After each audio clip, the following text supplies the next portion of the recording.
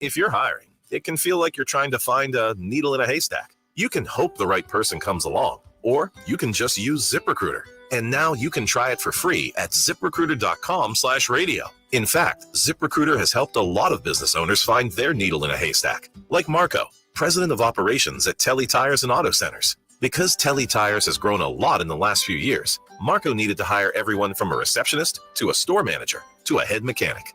ZipRecruiter helps me find all the right people, even the most difficult jobs to fill. ZipRecruiter helps me keep my business running. Take it from Marco and millions of other businesses who've used ZipRecruiter. ZipRecruiter can help you find the needle in the haystack. See why 4 out of 5 employers who post a job on ZipRecruiter get a quality candidate within the first day. And right now, you can try ZipRecruiter for free. That's right, free at ZipRecruiter.com/radio. That's ZipRecruiter.com/RADIO. ZipRecruiter.com/radio. ZipRecruiter, the smartest way to hire. The Serve Nebraska Volunteer Service Commission was created to ensure that community service would always be a priority in our state.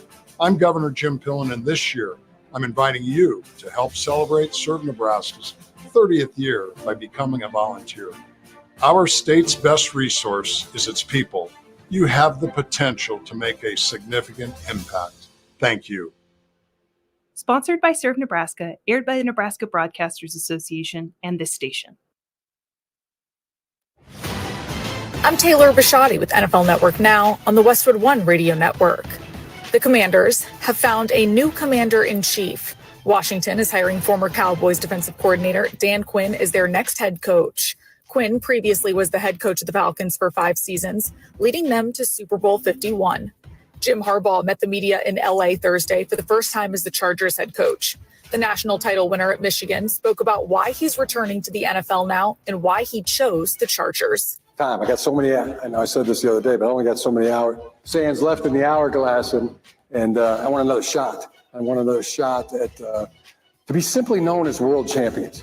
The Lombardi Trophy, that's my mission. And Niners tight end George Kittle missed the team's first official practice for Super Bowl 58 Thursday. He's dealing with a toe injury. This has been NFL Network Now on the Westwood One Radio Network. Chris Brockman here from the world-famous Rich Eisen Show. The big game is here. The stakes are higher than ever, and there's no better way to turn playoff football's big game energy into 100 times your money than Prize Picks. Just select 2 or more players, pick more or less on their projection for a wide variety of stats, place your entry, boom, it's that easy. You could turn $10 into $1,000 with just a few taps. Easy gameplay, quick withdrawals, and an enormous selection of players and stat options are what makes Prize Picks the #1 daily sports fantasy app.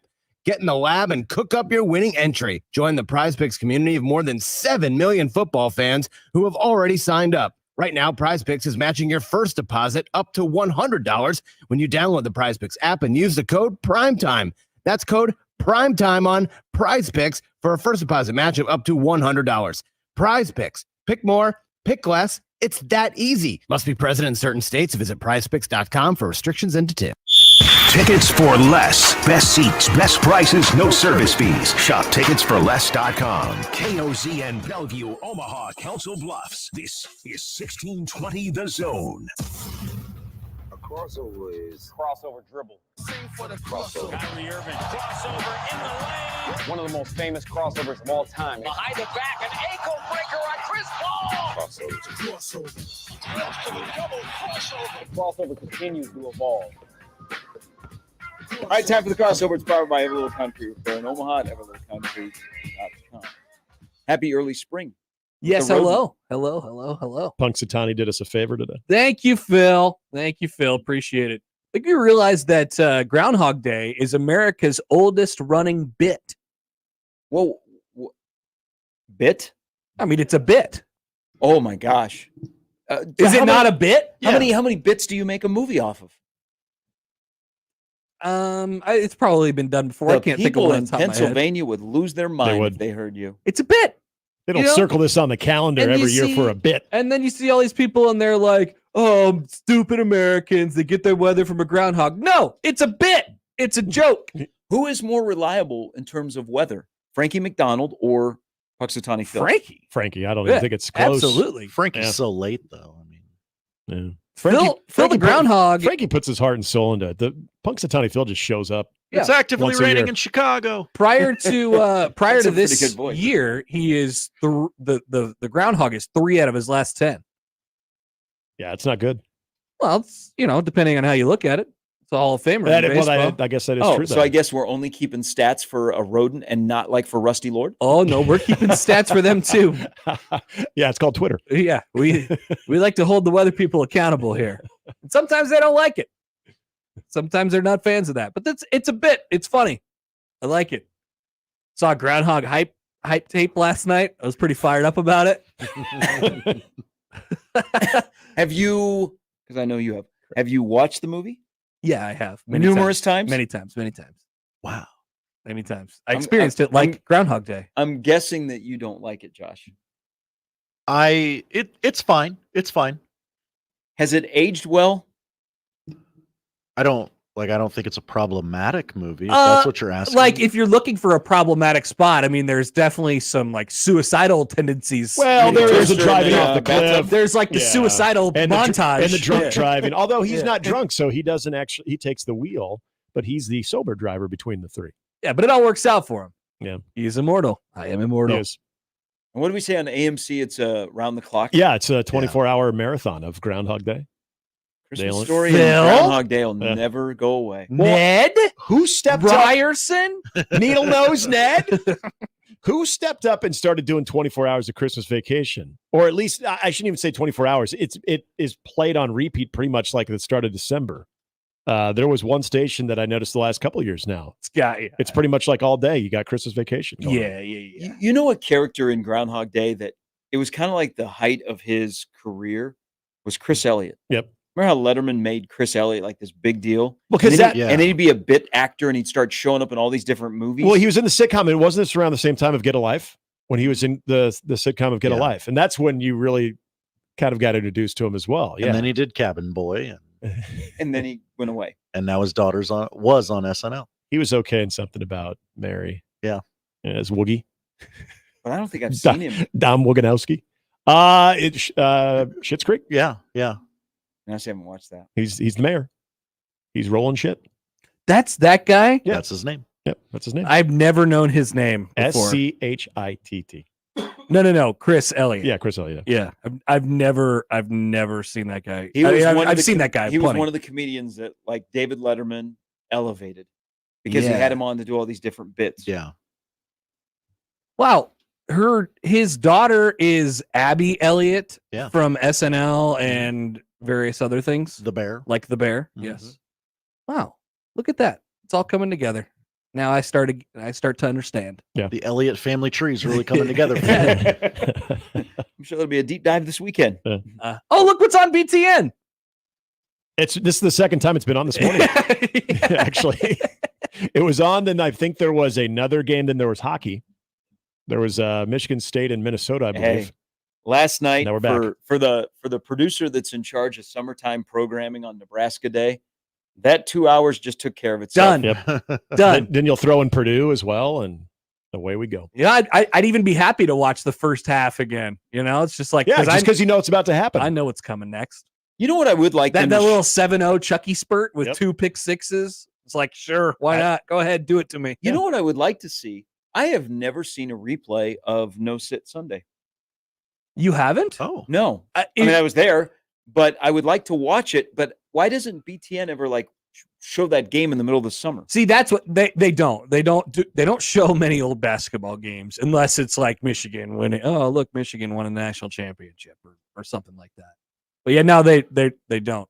But if you're doing a Nebraska Day and you had to have 3 basketball games from Nebraska's time in the Big Ten, last night is on there. Yeah. No Sit Sunday is on there. Is on there. And give me one more. Find me one more. What about the comeback last year against Wisconsin? For some reason, not memorable. Okay. To me, there was a. How about the Iowa? Oh, yeah. When they were like down by 100 points with a minute left. Was that the Miles' last stand? Bohannon game. It was a lot of Thor. There was a lot of Thor going on. Yes, and Kelly Pfeiffer was in the middle of that game. Yeah.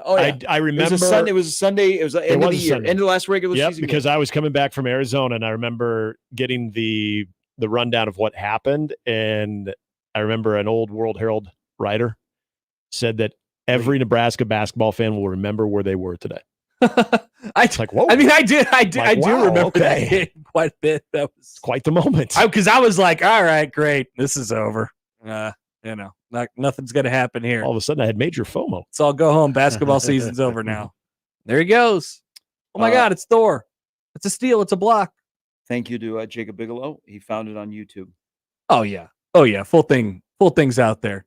You could even hear the Kent Pavelka call where he proclaims that Turan Petaway's dagger to give Nebraska their 7th, 8th, and 9th points of the game ended the game.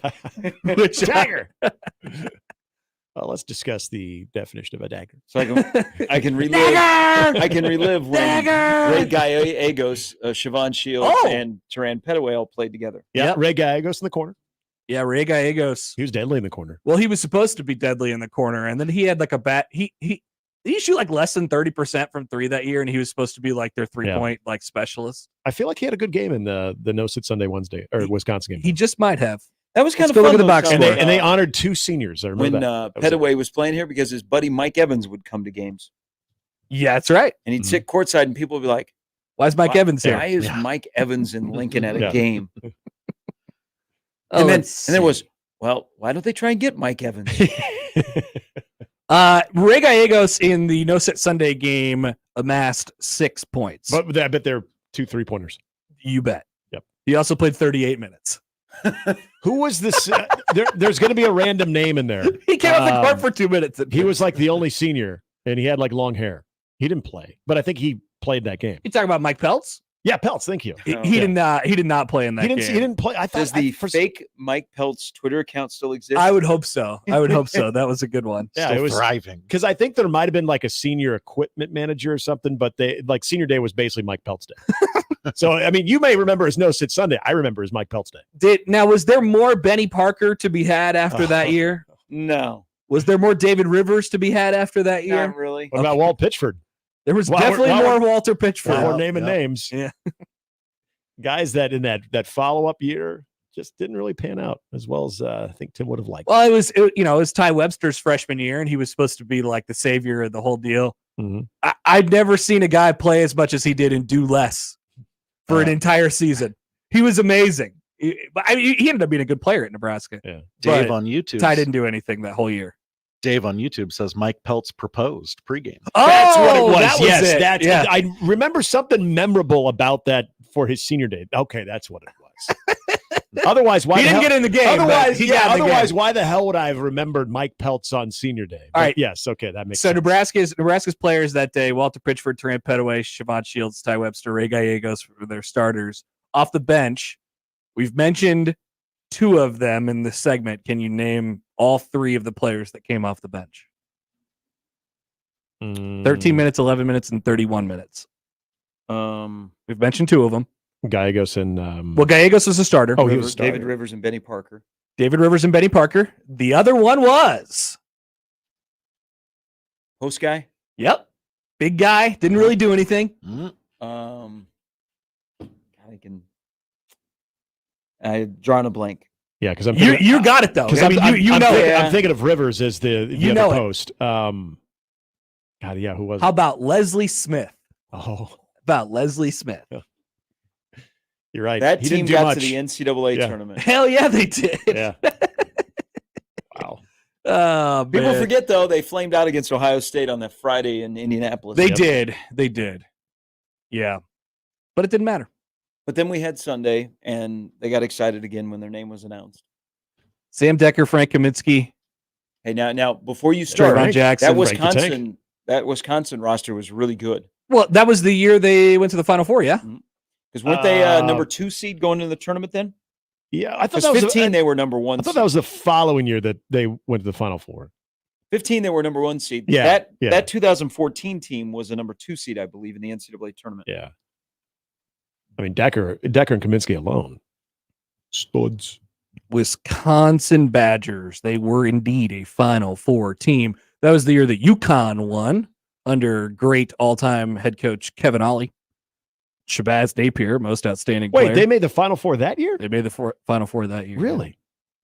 As a 2 That was seed. the following year. Took down Arizona in the Elite Eight and ended up losing to Kentucky by 1. Look at that on the that was also past resume. It's of the most hated opposing players in PBA history. Frank Kaminsky is on there. He's up there. Mm-hmm. He's up there. He did not like the crowd that day. Nope. But man, some of these Wisconsin guys are so funny. They've just had guys that you remember. The Ben Brust. Yep. Pretty sure he had a flat top. Because in most Wisconsin Josh players Gosser. have a flat top. Sam Decker, Frank Kaminsky. Nigel Hayes. Bronson Koenig. That's some dudes who played in the They had some dudes who played Bronson in the league. Koenig would have probably been what, like a freshman? Bronson Koenig would have been, I believe, a freshman that year. It was a young He was Bronson. young Bronson Young Koenig, just Bronson Koenig. learning from Frank. So yeah, it was kind of like that a little bit last night. Little no set Sunday. Some vibes. It was referenced.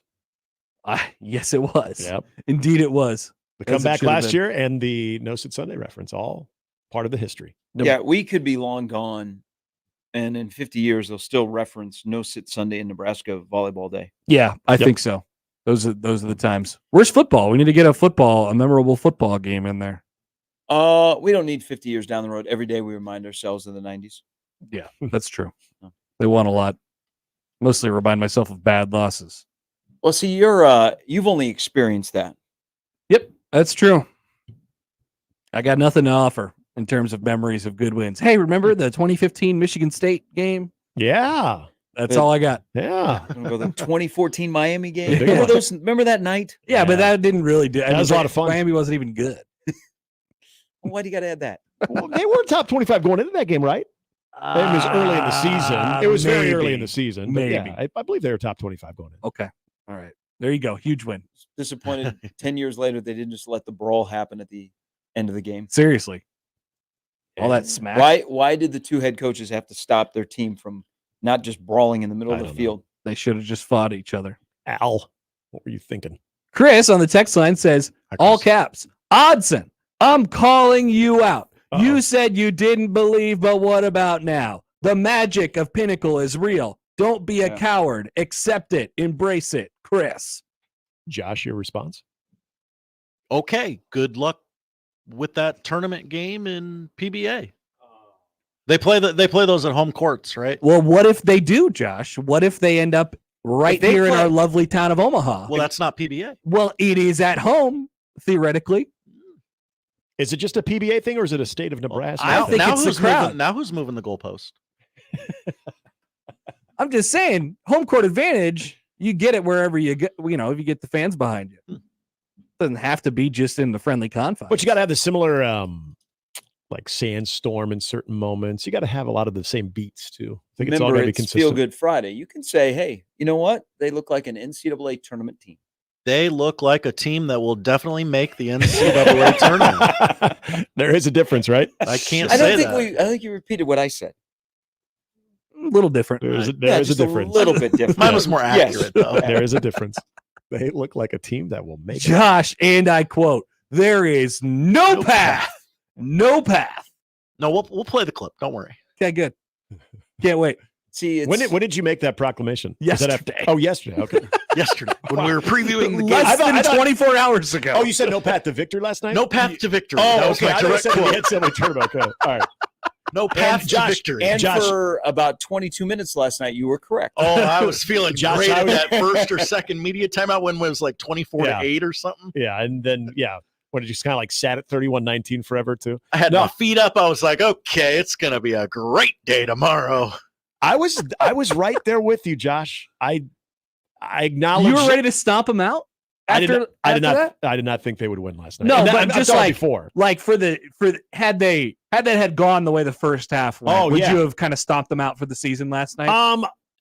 No, but I did think it would be a much different like end of the season where they're playing to the major sense. Because think of it, then they probably lose. Well, Sunday they probably still will. Sunday then to Northwestern. You're coming back home against Michigan, a garbage team, but you've got like all of a sudden this weird sense of urgency because everything that you've done now, you've gone on a 4-game losing streak. Like it just has a much different feel. It sure does. So that's why I said last night, in a weird way, against a very good team was a must win for them. Ride the roller coaster, baby. Ride that roller coaster. But I did not feel confident about that game. Even before it started, days leading up, like, I don't like it. Shows you what I know. It's going up, it's going down, it's going upside down, it's going sideways. That's the life of a Nebraska basketball fan. Sure is. Which, embrace it. Despite all of what you just said, still puts butts in seats in PBA, and it doesn't make sense. It's interesting. It's entertaining. You never know what you're going to get. Isn't that why we show up downtown? To things? I get why there's butts in seats. Great basketball program. Nebraska, you don't always get the return on investment, but people still keep going. That's just for everything, though. Just show up. You are right, and in it does show you. Like if you're looking at Nebraska athletics from afar on TV, and you've never been to a game, and you go, "What's going on here?" They're packed at PBA. They still go to their football games. Who are these people? Why is the volleyball game sold out? I'm doing gymnastics on Saturday night after didn't you do this women's last year basketball too? game. I think I did. I've done a gymnastics. I've done a wrestling before. I remember you doing this last year. How do you do PA for gymnastics? I was great question. I may not be quite ready to answer that yet, but it'll come back to me at some point. Yeah. It'll come back to me at some point. But I'm doing that, and guess what? There will be people there. Remember we talked about pro or home team voice, neutral voice, and then away voice. Are you more neutral voice tomorrow? For gymnastics? Are you more neutral voice or are you still like pro? Yeah, dude, let's it's go. Nebraska. Yeah, I know, but I feel like it Big Red. I feel like you got to have kind of a different tone for gymnastics. I feel like it's a little bit more sophisticated. Is Livy competing? I don't think they're playing LSU. I think I would have heard about that. Damn it. Yeah, I think if Livy was coming to town, we might have heard. You would have probably heard, that's for sure. Hey guys, Wisconsin's up 47-29. She would have given me the direct message on Instagram. There's 16:45 left in the second half. 47-29 Wisconsin. They are. Don't tell Paul, Gary. Oh, look at this. They are. Is it a quadrangular? I can't tell. What sport am I doing tomorrow? Is it men's gymnastics? Where am I? Who am I? Yeah, it's men's gymnastics against Pennsylvania State University. 6 o'clock. They got some good vaulters. Oh, it's on the BTN.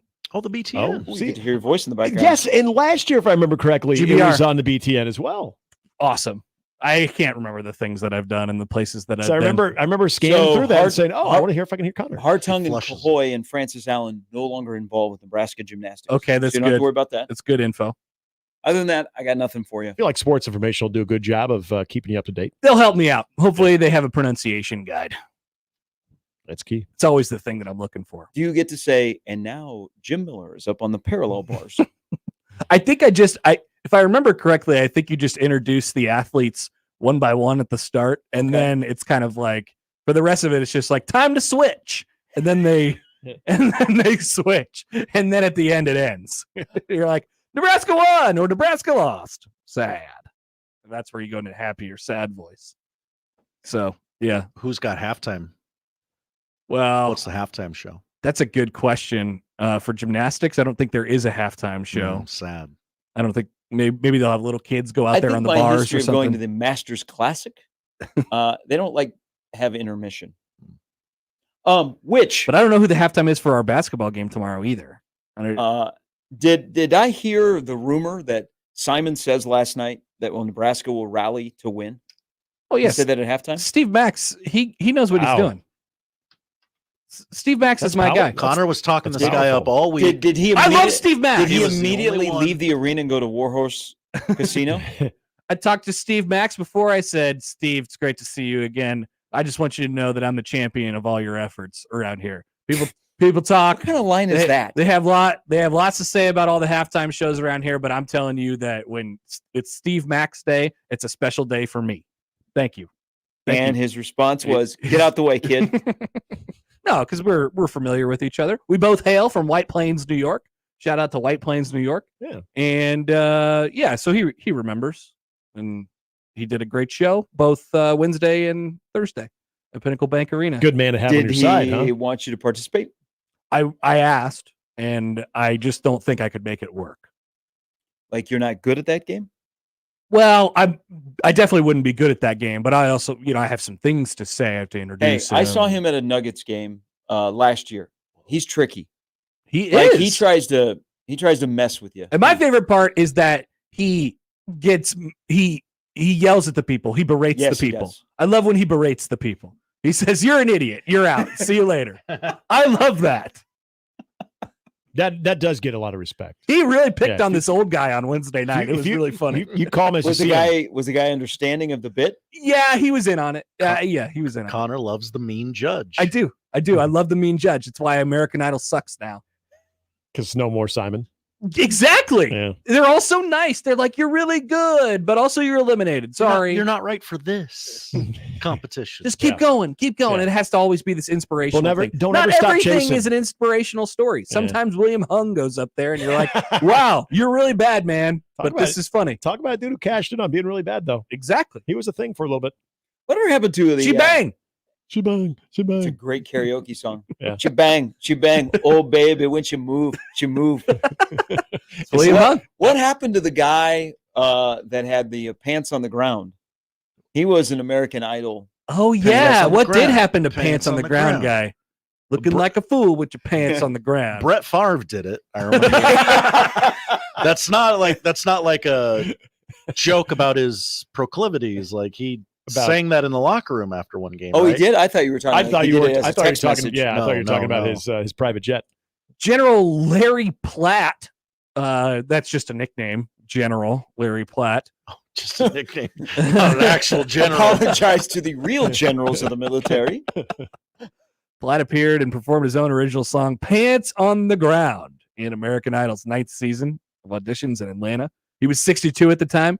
He was ineligible to continue due to being over the show's age limit of 28. Oh.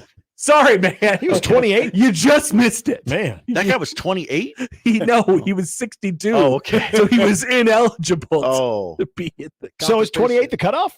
Apparently. Wow. I didn't know about that. But his audition became a viral hit with over 10 million views on YouTube, and he was invited to perform the song during the season finale. And with apologies to Gary, I'd like to play Brett Favre singing Pants on the Ground. I would love to hear this. No, we don't get copyright infringement here. I'd like it to play. Why is it not playing? Sometimes it doesn't play. I told Percy I'd do this. Got them pants. Pants on the ground. Pants on the ground. Pants on the ground. Hands to the side. And go down. Wow, so endearing, Brett Wow. Favre. Yeah. Jared Allen standing right next to him. That Remember sounds Jared about right. Allen? Yeah. Remember he literally rode off in the sunset for his retirement? He literally did. It was pretty cool. That's a good retirement announcement there.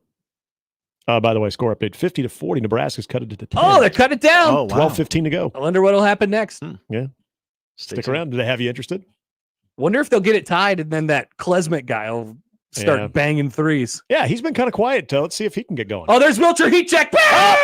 Single digits. Bang! It's a 7-point game now. You know, sometimes Nebraska's had, so they had the masked game where he had 34. And then last night, CJ Wilcher goes into this unbelievable zone where just every time he touched the ball, it's like, okay, this is going in. Now, he did get a little bit in over his head, I think, with a couple of them down the stretch there. But they were just going in. But I was fine with him taking them. That's for sure. They just get into these absolutely unconscious modes. It's the magic, Josh. It wasn't even some of the 3-point shots he took down the stretch. There was one where he was kind of on the baseline, just inside the arc, and he put it up. And I think if I remember correctly, the shot clock was winding down, so he kind of needed to. It did not look like it was going to be a great shot. Went in. Like, of course it did. It's magic. The Wilcher magic. Magic. Big Ten 6th Man of the Year. Josh, do you want to go to a game? Yeah. A game where? Nebraska A game? Nebraska I'll take ball you to a game. Nebraska game. They have many big games left, famously. No. Why don't you go to the You wanna go to the Rutgers game? Go to the Rutgers game. Josh, No. go to a game. I'll take you to a game. I'll drive. You Why can don't- we can sit in my seats. Why don't you want to go to a game? Okay, maybe. What Are you what are afraid you that the contemplating? masses maybe. will come down on you? Kind of, yeah, actually.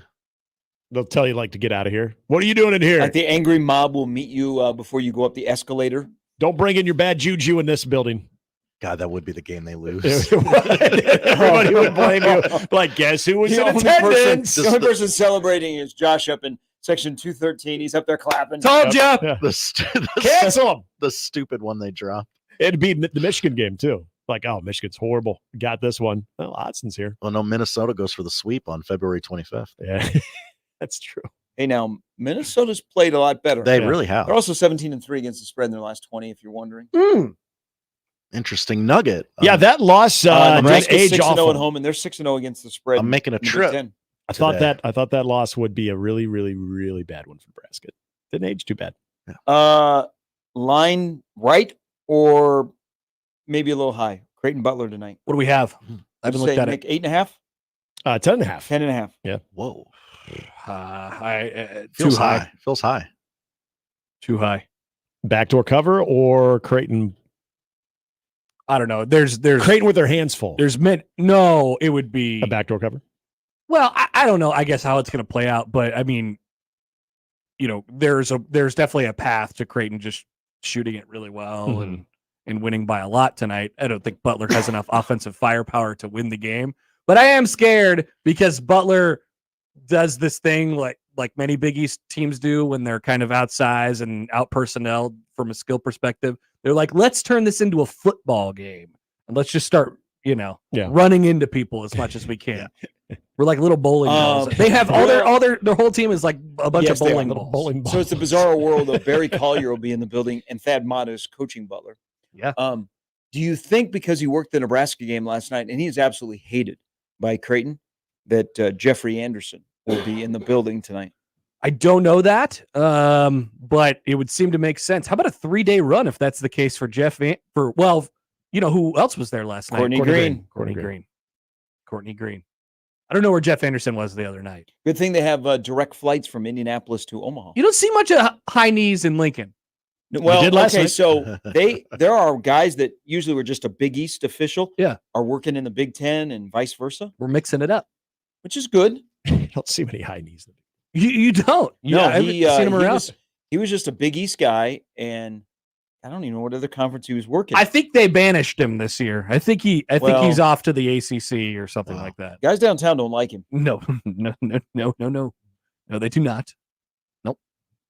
I mean, you got to be at a special place to get your own Twitter account. Like, I wonder if Evan Burrows will show up. Higgins in Omaha. Hair has its own Twitter account. Yep. The high knees have their Which own is so Twitter funny account. because John Higgins is like notoriously good. He's a good official, except for Kentucky fans. He just draws the marquee games, and then so there's that much more eyeballs, and so every little thing is. And he doesn't have like the amplified. He doesn't have a thing about him either, except for the hair. Yeah, the hair. He's got a good looking guy, man. He's got the color. He always looks like he just came off the we got all beach. these bald headed, gray haired older guys working the game, and then we got Higgy walks in the door, and you're like, nice tan. Yeah, year round, looking good. I wonder who our officials will be. Let's bring in the powerhouse trio of Jeff Anderson, Courtney Green. Oh, guess who else will be in the building tonight? Kelly Pfeiffer. Who? Greg Oden. Greg Really? Oden. Oh, yeah. He's like a GA. For Butler, that's right. Who's that tall guy? What's he doing? Would you be more, walking or you'd be very more good? starstruck seeing Chris Mullen, Patrick Ewing, or Greg Oden walking by? I don't think I'd get starstruck from seeing Greg Oden. I don't know. I'd be more amazed at his tallness. I'd be more intrigued by him. I'd just be like, wow, you're Greg Oden. Boy, I have a lot of questions. Yeah, how What do these happened? pictures get released, Greg? He's probably the tallest basketball director of basketball ops. Oh, Yeah, no he's got doubt. to. Yeah, he's when they're doing the director of basketball ops game, he's winning. Get Greg Oden off the bus first. Mm-hmm. He was like in the freak category. You're like, wow, this guy's really good, and he's so friggin' tall. And he looks like he's And 50. then injuries. Yep, poor guy. He had the chronic knee issues. But that's cool that Thad Matta is still connected to Greg Oden. Mm-hmm. Thad Matta. I feel like since When's he's been Sully going to be there? I feel like since he's been at Ohio State, Thad Matta has actually reversed aged. Remember, he was like because he had like there was something health wise with him. And now he looks great. Yeah, because he was out of coaching, I think, a lot longer than people thought he would between Ohio State and then eventually get to Butler. Yeah, how long was he that? did have some health issues. You remember because he has some foot issues. Like one shoe, the sole is bigger than the other one. That I did He not would know. wear almost look like Hokas on the sidelines. Like the but big, they thick would sole be ones? like huge soles. Yeah. Oh, yeah, he was out for 5 years after Ohio State. Yeah. Because it was interesting too, like the first couple of years that he was out, his name wasn't thrown around for a lot of jobs that were open. And so you always kind of wondered why. Well, maybe he goes back to Ohio State after Chris Holtman gets fired this year. Yeah.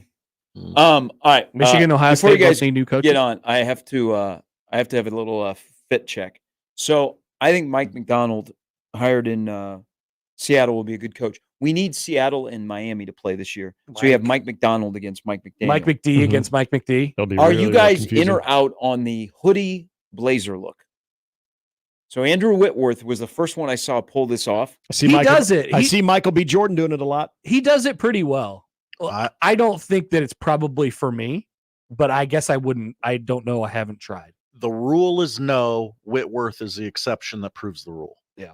So it's the direction so I tend to lean. Only Whitworth and the few that have tried it for a while can do it. Like any of us, if we've never done it, we can't start now. I don't know. I mean, there's all you can do is try. Yeah, I like it. I don't know if I'm, but it was odd to see at a press conference. Yeah, like his introductory press conference to his first head coaching job in Seattle, and that's the look. And I'm like, that's a great look. That's ballsy. It really is. Let's see his press conference. I didn't see it. Mike McDonald. I'm a fan of the look. I've seen more like men's stores that sell suits are showing. Could you get away with that being biz cash? Oh, yeah, for I think that, so. man, I think for an introductory press conference, I think you got to go ahead and throw a shirt on, throw a collared shirt on. Maybe not just go, no tie. I don't know. I think you're trying to Strikes me as a Seattle look. Yeah. This looks like he was wearing that hoodie and they said, you can't wear that up there. Yeah. So it's like when you go to a fancy restaurant, like we require a jacket. Uh-huh. So they brought so Seattle actually had just like a spare. It was one of Pete Carroll's jackets. Like, oh, Pete left one behind. It's actually one of the PR guys. They're like, hey, you guys look the same. Yeah. Like, do you have a shirt? Well, no. Okay, we'll just go over the hoodie. Yeah, I'm sorry. I think you got to throw on the button down for that occasion. For the radio audience, it doesn't look like when Andrew Whitworth does it. No, Andrew Whitworth does it a lot better. For sure. Because Whitworth looks like he has like a designer. He has like a designer hoodie. He showed up and they were nice like, we coat. wear jackets here. Yeah. You're the head coach now. Yeah, you're going to be up here talking a lot. I don't know. Maybe I'll try. I think wearing like the team issued like Nike hoodie and then a blazer over it. Yeah, that's probably a little bit. No, you got to go. It's got to be no logo on the front. Yeah, it's got to be like a designer hoodie. So maybe I don't know. Maybe I'll try it. Maybe I'll try it. Who knows? I like the look. I just don't know if I like it to where I should try it. I feel like I'm trying too hard. Maybe it's a look you try for Jay's Live tonight. Yeah, maybe. Oh, there you go. Yeah, maybe. People did enjoy the suit jacket and the pink tie the last game. Ask Connor Onion how it fits tonight. Like, hey, you dig? What do you think? What do you think? Did you return that sport coat? Oh, that's mine. Really? Yeah. I own suit jackets, Gary. I can I have that. Coincidentally, it's that is the suit jacket that I got married in. That I do remember that picture. Yeah. So, but I do have a couple others. Okay. Maybe it's the neck. It looks a little loose and worn. He's got kind of like the bacon neck going on there with the collar, the bacon collar. Is that what they call it? Yeah, it's a little loose and worn. It is. Looks like he had a, you know what? That's why I don't even know if the hoodie was his. I think it went over like a really large head. Mark Andrews saving people's lives. Yeah, that's pretty cool. I didn't want your rather bulbous Yeah, head. exactly. A MetLife giveaway. The MetLife windbreaker. A ballpark giveaway. Hey, what do you guys think about Mark Andrews' girlfriend being in college? Yay or nay? In or out? Interesting? Not interesting? You could be of any age and be in college, okay. Connor. So there's a difference of what, 7 years? I believe it's at least 6. My wife is 9 years younger than me. He's 28. But she's in college. It's just different when she's in college. when she's still finishing. Okay, same two people could date just 1 year later. When she's still finishing up school. Yeah. Is she studying to be a doctor? She's in a sorority, so so that does make it a little She's interesting. just like Cher from Clueless. So how do you feel about the college sophomore who's got a girlfriend that's a senior in high school? Yeah, no, just seems like a line that I probably don't want to cross. I tried. But you started dating when you were a senior in high school, and she was a sophomore. If you're already dating in high school and then you've crossed the line, then you are grandfathered into the relationship. I feel like usually you take a break is once you go to college because you got to find yourself, and then maybe you reconnect later on. I did that my freshman year in college. I was dating a girl that was a senior because we dated when she was a junior and I was a senior. Did you go to prom? Nope. She asked if I'd go to prom or homecoming, one of the two. I said, no, I can't do it. I did this. My wife is a year younger than me. Yeah. We dated in high school. Oh. And then all of a sudden I wasn't in high school anymore. Yeah. She wore cargo pants to the AFC Championship game. Damn right she did. What does that mean, Josh? We're always told you men are stupid because you wear cargo pants. You rubes. So did Kittle's, is it his girlfriend or his wife? I saw McCaffrey's lady also. They have like the baggy cargo pants going. They're bringing them back for the ladies. Yeah, women are taking over the cargo industry. Yeah, we can't have the cargo pants. I will say, after the outrage about men, I'm very cognizant of it when I'm looking for shorts to make sure I'm not buying cargo shorts, even though I like them. I have a pair stashed away. I haven't worn in like many years, but I have a pair stashed away in case I take on keep the pockets to a minimum. DIY project, and I need the extra pockets. Maximum 4 pockets. Yeah, that's true. If you're going over 4 pockets, you're gonna have to evaluate. You're doing it wrong. Yep. One more. Okay, I have a pair of pants where the pockets in front are sewn together, so it makes one pocket. So I just have the back pockets.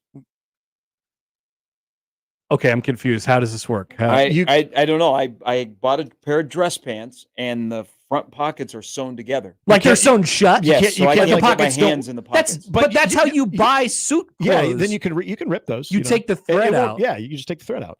Excuse me? Yeah, you just take the thread out. That's how it works. Like, when you buy a suit jacket, it's thread. The haven't you ever had like threaded shut? haven't you ever bought like dress pants and one pocket is actually sewn I only shut? own like one real suit where it Doesn't was mean an that- actual suit. I get the sport coat and then I wear like khakis. Maybe just, I don't know, don't sew them shut. Just cut it. I mean, I don't get Yeah, so why. what is the purpose of I sewing don't them get shut? why they do that, but it doesn't mean those pockets are off limits, man. I don't know why they do I don't that. know why they do That it either. pockets in there. They do it in like back pockets as well in dress pants. I have no idea why they do it. They do it. So it doesn't mean it's off limits But or it doesn't exist. It's just you got a road closure there. That pocket is not a fake pocket. That's a real thing Yeah. for you to use. You just Yeah. got to open it up. Yep, you just got to access thank it. They want you to do the work. It's a great segment about 4 guys who dress like we do, talking about the fit check. Pocket talk. Pocket talk. Have a good Jay's Live tonight. What do you got? A special guest? I do. Do you have the Bulldog on? No. Don't speak dog. We will be having Kirsten Bernthal Booth on tonight. Gary, how long have you had those The volleyball pants? team will be celebrated. How long have you had those pants? They made a move with me, so over 10 years. You got to open up those pockets. Yeah, buddy. Do it. Open those pockets up. They're- For 10 yeah. years, you have not. It's not a quirk. Yeah, they're not. They're there. You got to gain access. Right now, if I go in to try and rip them, it'll take out more than intended. I think we just change your life, man. Yeah. I mean, this is a new world with those pants. You put your keys, your wallet in there, whatever you want to do. All right, dudes. you later. Enjoy your weekend. You too. That's crossover. Have fun. The students, the first 1,000 students get a concession card basically to buy a beer. They're just going to buy one singular beer. Yeah. I hope they come and just give you a live studio audience for Jay's Live. That'd be cool. I mean, they usually do. They're there. Now that they're trying to figure out who exactly you are and what you've been doing and why are you, I'm looking at you, but you're also on the video board. Put 2 and 2 together. Yep, they get there eventually. That's the crossover powered by Every Level Concrete Repair in Omaha at everylevelconcrete.com. We'll start things off next. That's the crossover. The Connor Happer Show is next on 1620 The Zone. Previously on Unsportsmanlike Conduct. An attorney over in Iowa named Van Plum is now requesting that the state of Iowa Okay, I shouldn't. See, here's a serious story, and you guys are hung up on Van Plum. That's a character in the board game Clue. Van Plum did it in the office with a club stick. What's a club stick? I don't know. I couldn't think of anything. Unsportsmanlike conduct with John Bishop and Josh Peterson. Weekdays 2 to 6 on 1620 The Zone. Your Omaha area forecast from the Godfather's Pizza Weather Center and KETV Newswatch 7 on 1620 The Zone. Watch out for patchy fog Friday morning, mainly north of the metro. Otherwise, expect another mild day ahead. Expect partly to mostly cloudy skies with an east-southeast breeze gusting up to 25 miles per hour. Highs in the low to mid-50s. I'm meteorologist Sean Everson from KETV Newswatch 7. Email us on the Equitable inbox with whatever is on your mind. The Zone inbox is brought to you by Equitable Bank. We take banking personally. You could hit me up, agree, disagree, tell me your thoughts on life at Hanley at 1620thezone.com. We want to hear from you on the Equitable Bank Zone inbox. Hey, Brianna, look at you, graduating already. Yeah, knocked out my gen eds in 2 years at MCC. And now you're off to Finish my 4-year degree at the university. That was fast. I'll bet your mom Loves that. We saved thousands in tuition. Now that's smart. That's Metropolitan Community College. Knock out your gen eds in 2 years before transferring to a 4-year university. Get started at mccneb.edu/me. Classes start March 7th. This is me at MCC. My daughter is normally a little goofball, but after a bad night's sleep, she's too tired to be anything. That's why I trust Pure Z's Kids. Pure Z's Kids is mindfully formulated just for kids. Their non-habit forming, drug-free products help my daughter fall asleep naturally, giving her the rest to be her best. I'm a dinosaur. Her best dinosaur. Pure Z's Kids, for ages 4 and up when needed. Explore our products at ZQuil.com. These statements have not been evaluated by the Food and Drug Administration. This product is not intended to diagnose, treat, cure, or prevent any disease. The Zone Hotline is powered by 42 Degrees. The Source. By your mom's house. Okay, everyone gather around. I have some exciting. Running her shoe factory, Kendra talks the talk and walks the walk. We're switching to green energy. She needs a biotech consultant to erase her carbon footprint. All operations will net zero emissions. Indeed can help her hire great people fast. I need Indeed. Indeed you do. You can schedule and conduct virtual interviews all from your employer dashboard. Visit Indeed.com/credit and get $75 towards your first sponsored job. Terms and conditions apply.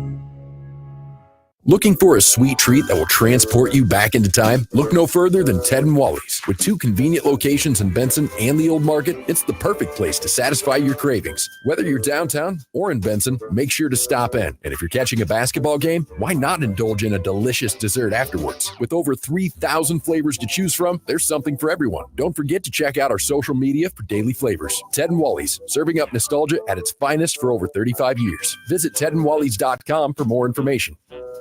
Last year, Gronk failed. This year, the FanDuel Kick of Destiny is back. John and Josh here for the FanDuel Sportsbook. Yes, Rob Gronkowski is going back for more with Kick of Destiny 2, and this time you get to play along. All you have to do is choose if Gronk makes or misses the Kick of Destiny. Get that free pick in right now, because if you're right, you'll win a share of $10 million in bonus bets. It's a 50-50 proposition, but with Gronk, it's probably more like 1090.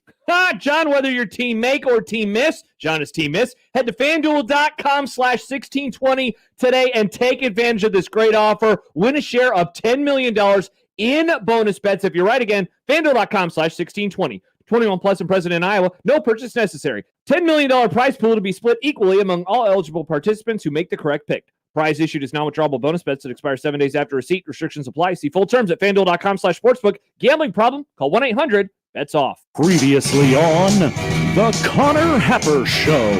I see no path to victory. No path? No path to victory tonight. Okay, that is a little strong for me, Josh. But you've been a little strong the entire season.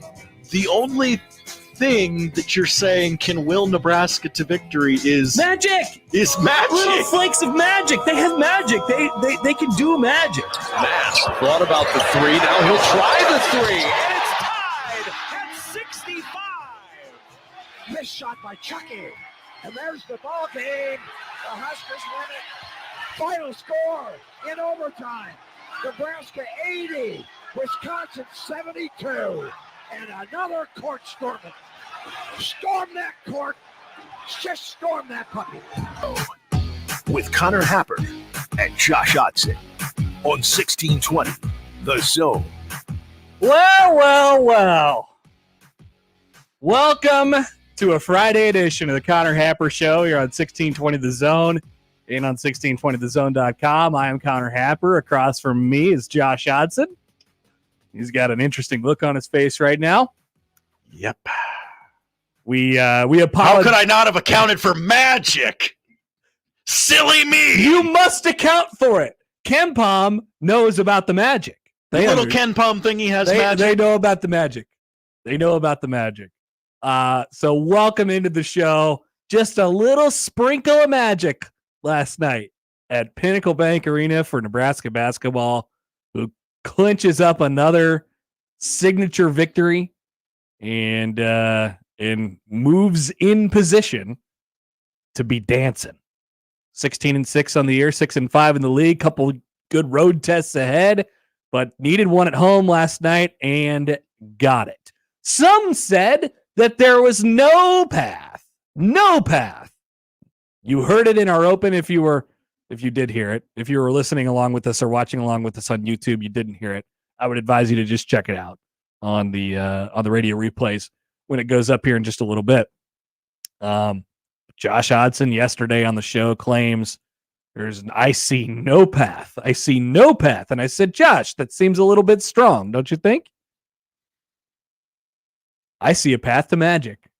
And there was. And I got to say that path was really dwindling in that first half. Now, to be clear, yesterday, and I want to be very transparent, it's the year of transparency in 2024, Josh. I did say that I thought Nebraska, if there was a path last night, it'd be 40 minutes of magic.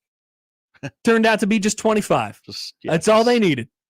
25 minutes of pure, unadulterated magic at Pinnacle Bank Arena last night as Nebraska beats Wisconsin, the number 6 team in the country. Currently the proud owners of 2 top 10 victories at home. Like I said, puts themselves in a position to be dancing here in just a few weeks. Certainly in a better position, that's all. There's still a lot of road left to go. Jeff says in the text line, hi, Jeff. Josh looks so unhappy, and I'm all for it. Jesse says, love the open. Joel says, fantastic open.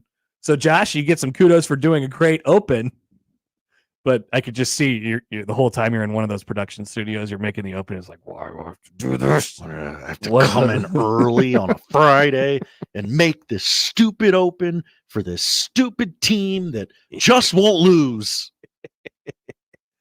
That's the thing about Nebraska basketball, Josh. You don't know when it's coming.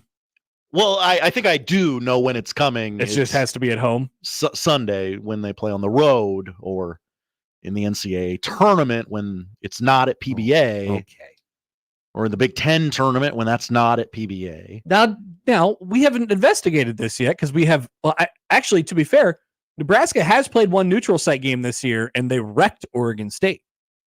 A very, very good Oregon State team. They beat Arizona.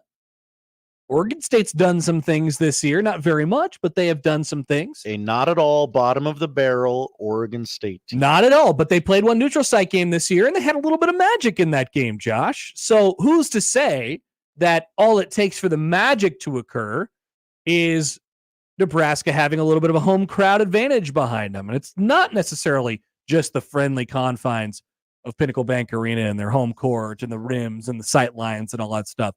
Maybe it's just that crowd gives them that extra push that they need. And Fred Hoiberg's pressing all the right buttons. We will dive into Nebraska basketball's win last night. We'll take a peek at their NCAA tournament chances. I will ask you to please shut up about the court storming. Please.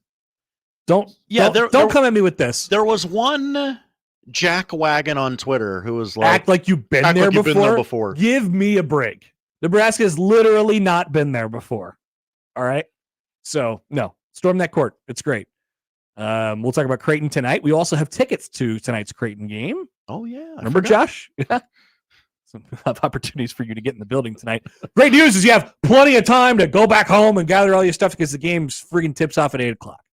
Also a little Maverick mojo Do not fight it. Last night. Happy Groundhog Day, and we'll jump into some other things. Coming up on the show today, we will not talk to Brian Munson, although there is some interesting recruiting stuff going on. But I wanted to give you all an ample opportunity to do whatever you want to Josh, for the next few minutes. So we're going to clear out some room. We're going to run an ISO play for you guys. We'd be happy if you joined us. Brian Christoperson will join at 11:30. We'll talk the hoops with him, and Steven M Sipple at 12:30. That's the lineup powered by the referees at John Higgins. Weather Guard, want to hear from you. 402-951-1620 on the 42 Degrees of Source hotline. You can also text that number, tweet at Happer Show, at Connor Happer on the JTech Construction Zone Twitter feed, and email Connor or Josho at 1620thezone.com on the Equitable Bank Zone inbox. We say good morning to our YouTube watchers this morning. Hi, hello, Car Wash Week Day 5. If you haven't got in yet, it's time.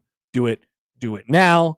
And that stream is easily findable on our website, 1620thezone.com. Okay, to the phones right away. You before us today. Drew's on the line. Hey, what's up, Drew? Yeah, morning, guys. My internet in West Omaha can be a little spotty off and on, and I guess it was out when Nebraska played at Kansas State. Can Josh tell me who won that game? Interesting question. Nebraska and Kansas State. Remember that game, Josh? In Manhattan, Kansas. In Manhattan, Kansas. Yeah, you remember who won? What year was this? I believe it was this season. I could be wrong. Interesting. I think it was during the year 2023 is the game you're referencing. I'm seeing a 62-46 win for the Nebraska Cornhuskers. Okay, cool. All right, and like I said, way West Omaha, we don't have the best internet. Now, it might not have been this season, but I know the Huskers were in Omaha recently. And they played the team that had a bunch of people, and dentists were there and cardigans.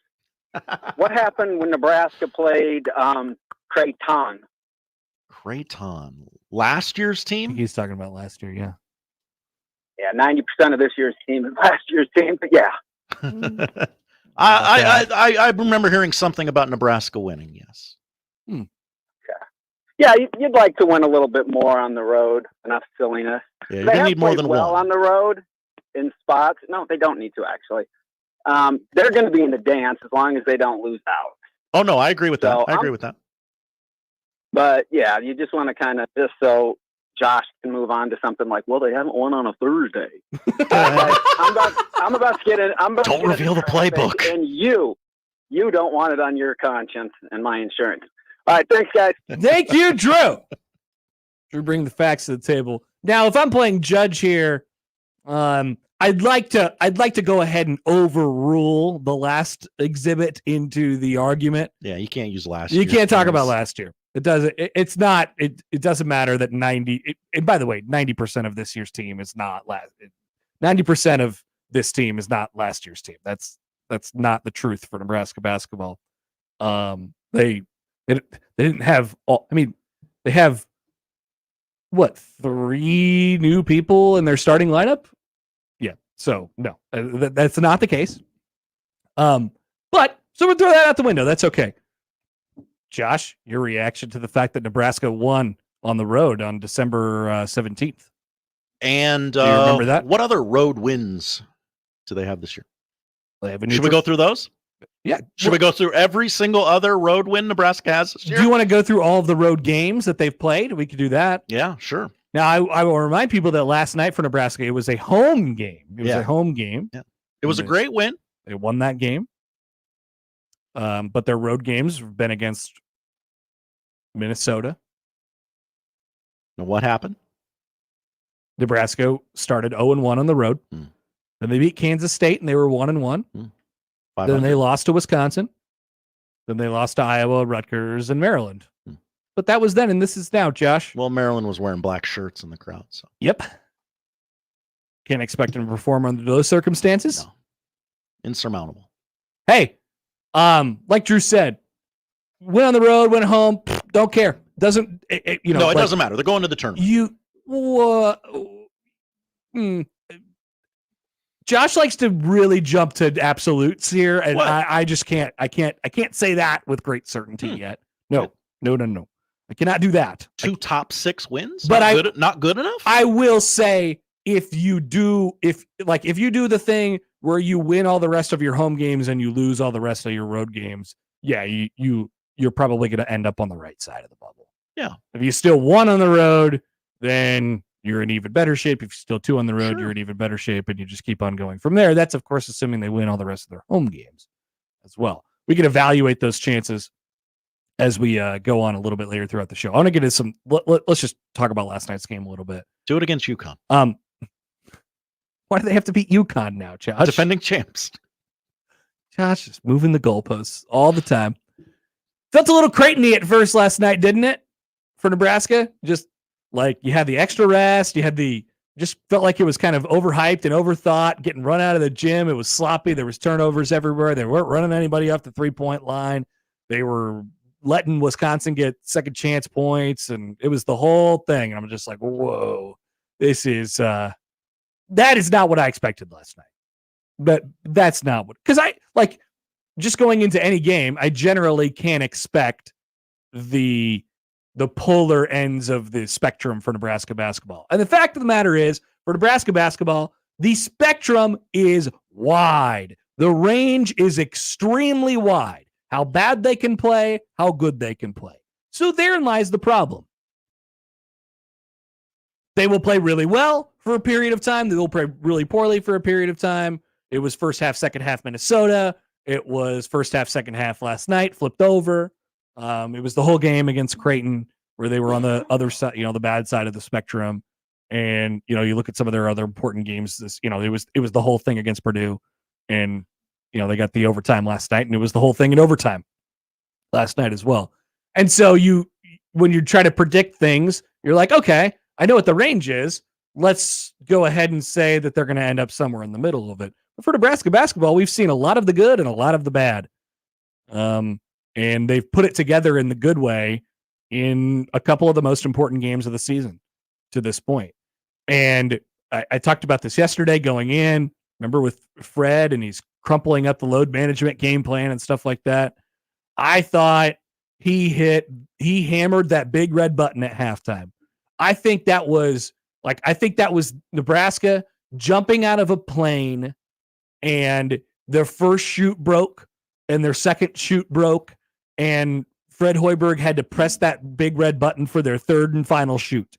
And what it was, how it manifested itself, was them really getting after it at halftime. Fred goes, I laid into him. We got after this team. And he said and Fred doesn't do that. Cojones were questioned, it sounds like. Uh-huh. There is no doubt about it. And, they came out and they looked like a completely different team in the second half. So give credit to Fred Hoiberg. He pressed the right button at halftime. And then you have CJ Wilcher, who's on an all-time heater. Mass hit some big ones.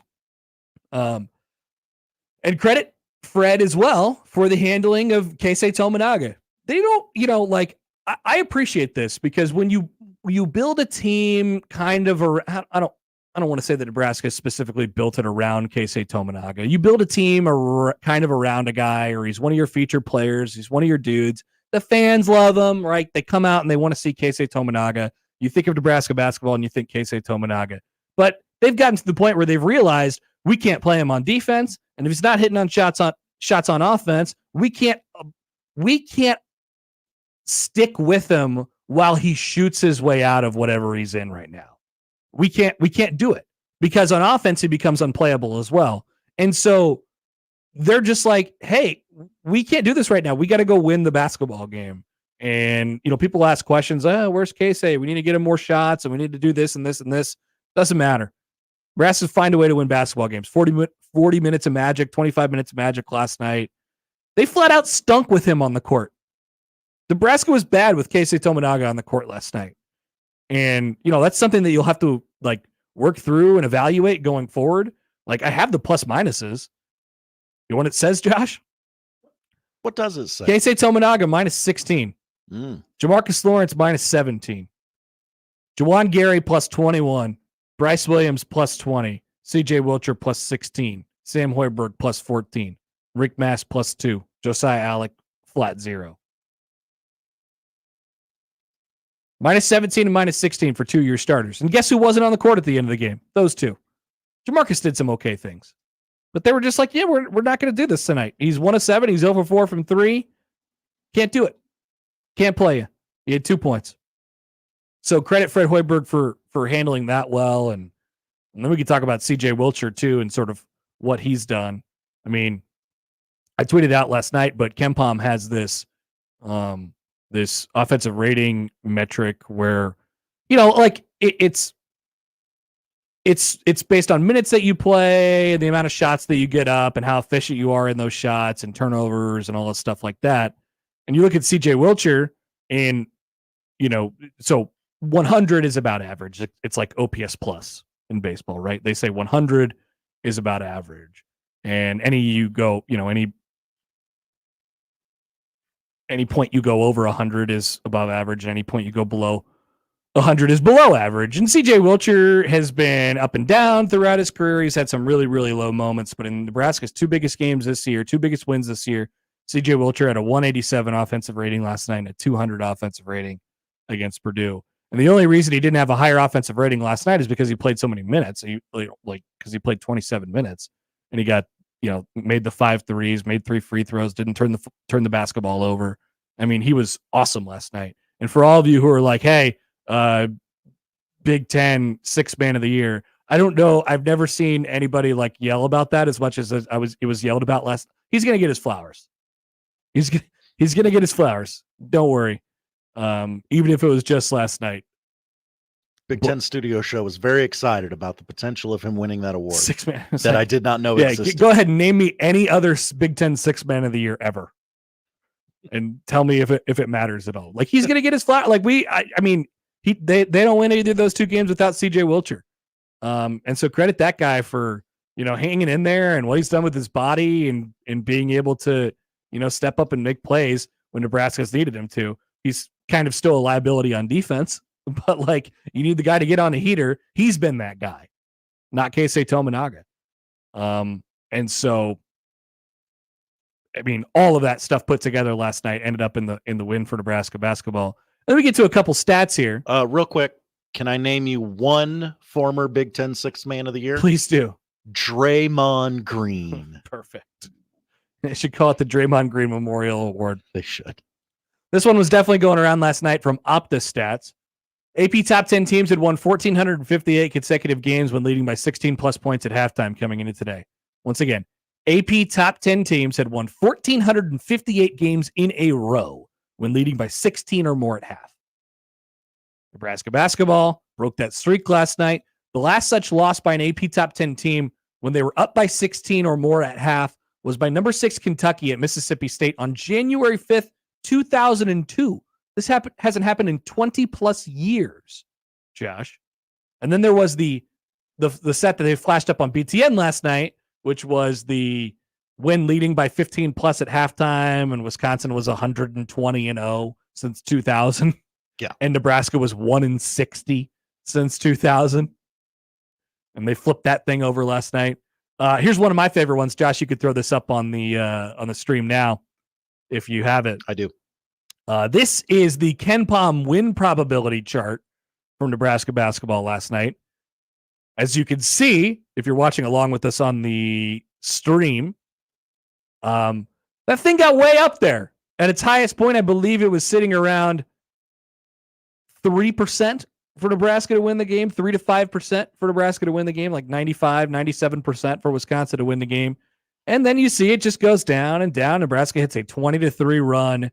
And then I think maybe the most impressive part was getting that thing all the way back to tied, which seemed like a furious rally to do so. Getting it all the way back to the tied, the amazing things they had to do, stops on defense, turnovers, like they did everything right during that period of time. Wisconsin gave them some stuff too. I don't want to take any credit away from what they did. It was an incredible comeback. But to get that game tied, and then for Klesmet to heat up and knock down 2 threes in a row and kind of just like, oh, well, this is how it goes. Great. Thanks for breaking the spirit. And you'll see that's where it happens at about that 6 or 7 minute mark there. that win probability just shoots right back up for Wisconsin into the 80, 85% range. And then Nebraska, keeps battling back, and they hit another one, and they hit another one, and they finally get it to overtime. And it was on Nebraska in overtime. And I know the ESPN win probability chart was 98.3 very early in the second half. It looked pretty similar. It looked the same. Little magic, Josh. Little magic. Silly me for not accounting for. I accounted for it. Magic. I accounted for it. Why didn't you believe me, Josh? I've been spot on about this team all year long. I've warned you about it. I feel like I can see the future. And I've warned you about it many times, and you have not heeded my warnings. So you're gonna book a stay in the city where Nebraska will go for the NCAA tournament. I'm not willing to tell you that they're certainly going to the NCAA tournament. Oh, but you were willing to tell us Nebraska football's going to a bowl game. I was more confident about that. They were one win away. All it took was one more win. I can't tell you with any sort of certainty that Nebraska will go undefeated at home the rest of the way. You can see the future, though. I can see the many out. I'm not Dr. Strange yet. I haven't whittled it down to one. That one damn out. I haven't whittled it down to one. I got a few different outcomes that are setting up. We get a couple emails here. Sure. From Zach. Hi, Zach. Subject line, quote, Nebraska can't win on the road. This isn't exclusive to Nebraska. Conference-wide Big Ten basketball teams win less than 3 out of 10 games on the road. And even those few road wins are heavily weighted to Purdue and Wisconsin. Those two teams account for like 75% of Big Ten road wins this season. It's hard to win on the road in Big Ten basketball. Nebraska will beat Michigan on the road. Oh. Counter agreed with himself there. I think that Zach, right, was the emailer's name? Yeah. Yeah, I think Zach's right. I'm not holding it against Nebraska for not winning on the road. I think the tough part about it, of what they've done so far, is that they've had 2 really good chances to win games on the road and blew them both. Just think, there is a real life world where Nebraska is 18-4 right now. Just don't poop your pants on the road. There's a real life world where they're 18-4 right now, and they're 8-3 in the league, and they're fighting for a Big Ten title. Right? That would be insane. Yeah, it's not actually not. It's actually not that crazy. They're about a couple minutes away from road wins at Rutgers for sure, and then I guess I guess the other one was probably Minnesota, but I don't know the way they played in the second half. We get another email here from John. Hi, John. So Josh is going to play this as if it was magic, and he just doesn't know how the magician performed the trick yet. Got it. Yeah. Yep. Yeah, that's how I'm going to play it. Josh, you're so angry. Not accounting for mysterious inabilities. I want to talk about this coming back here. Eric writes in. He says, I'd love to get Nebraska our first win in the NCAA tournament, but even if we don't make it, we pretty much take first place on the NIT, taking a home court advantage every game, right? Again, let's just win it. Let's just get a win in the NCAA tournament. Yeah, I want to talk about those chances in a little bit here. Obviously, we got some other stuff coming up on the show today as well, but we got to squeeze a break in, our first break. Do you believe in magic? Josh, obviously, he's still perplexed a little bit by the magic. A little bit of magic last night. Brian Christoperson coming up at the bottom of the hour. More up next on the Connor Happer Show on 1620 The Zone. Omaha's most listened to all sports radio station. Again and again and again. 1620 The Zone. 72 Table and Tap hits the spot for creative food, craft beer, and bourbon, as in really good bourbon. 72 Table and Tap is just south of Ralston Arena, so stop in before or after the concert or game. Try one of the 20 beers on tap, any one of the 150 whiskeys, or indulge in some smoked wings or a goldfish breaded pork tenderloin. They also serve salads, tasty bar food, flatbreads, pizzas, sandwiches, and desserts. There's a reason customers keep coming back. 72 Table and Tap. Eat, drink, gather, repeat. Now open Sundays till 9. Finding great candidates to hire can be like, well, trying to find a needle in a haystack, but not with ZipRecruiter. Its powerful technology actively finds and invites qualified candidates to apply to your job. So while other companies might deliver a lot of hay, ZipRecruiter finds you the needle in the haystack. See why 4 out of 5 employers who post a job on ZipRecruiter get a quality candidate within the first day. Try ZipRecruiter for free at ZipRecruiter.com/free. That's ZipRecruiter.com/free. The Eagles present The Long Goodbye, the final tour, live in Omaha. With special guest Steely Dan. The Eagles, CHI Health Center, Saturday, February 10th. Get tickets now at Ticketmaster.com.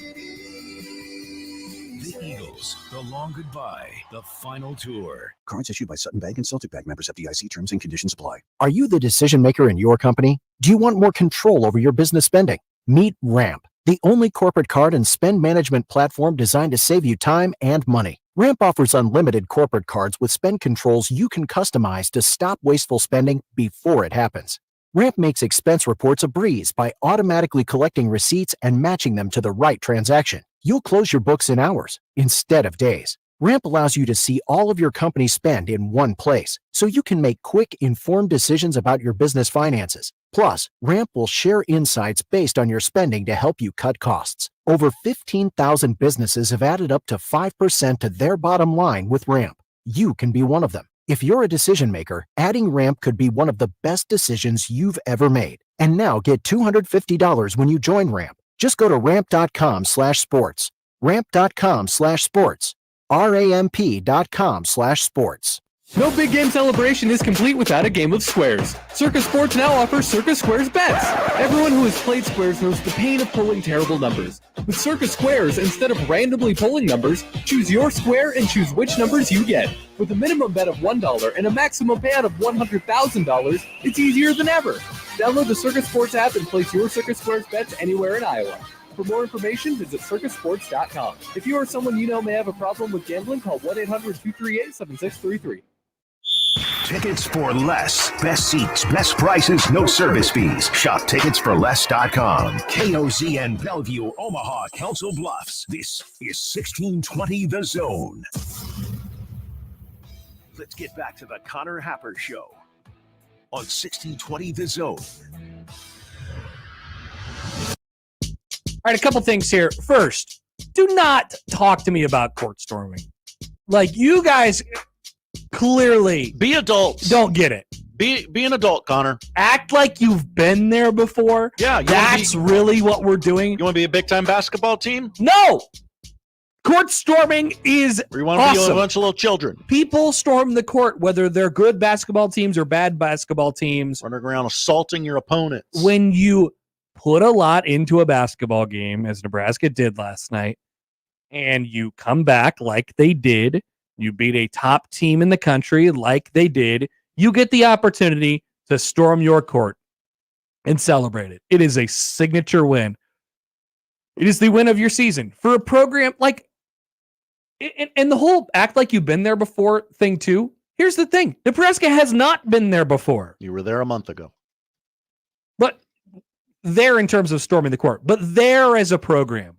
Is Nebraska supposed to conduct itself like a championship program? They wouldn't even know they wouldn't know how to do it. Dress for the job And you want, not the job you have. I'm not saying that other teams around the country don't storm the court because they quote unquote conduct themselves like championship programs.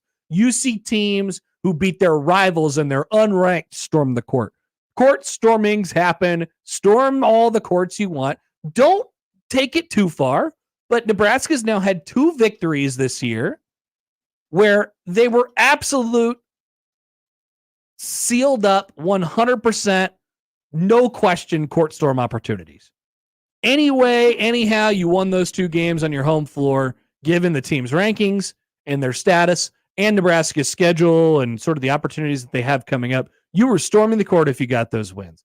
Please get politely, but disrespectfully, get the hell out of here when you're talking about not storming the court, because act like you've been there before. Give me a break. I can't believe that people had that take last night. I was honestly surprised. I thought we were just over it at this point. I thought we had the conversation. I thought we were done with it. Like, did you not see Caitlin Clark nearly die? It's on the court. Yeah, but that's the thing, Josh. That's not why. That's not why people dislike it. People don't dislike it because of safety issues and stuff like that. And we already talked about that plenty.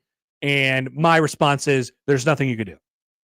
Right? If we all agree, if most of us agree that storming the court is cool, then the safety thing, it's going to get a little haywire. Sorry, that's just one of the deals that you have to roll with.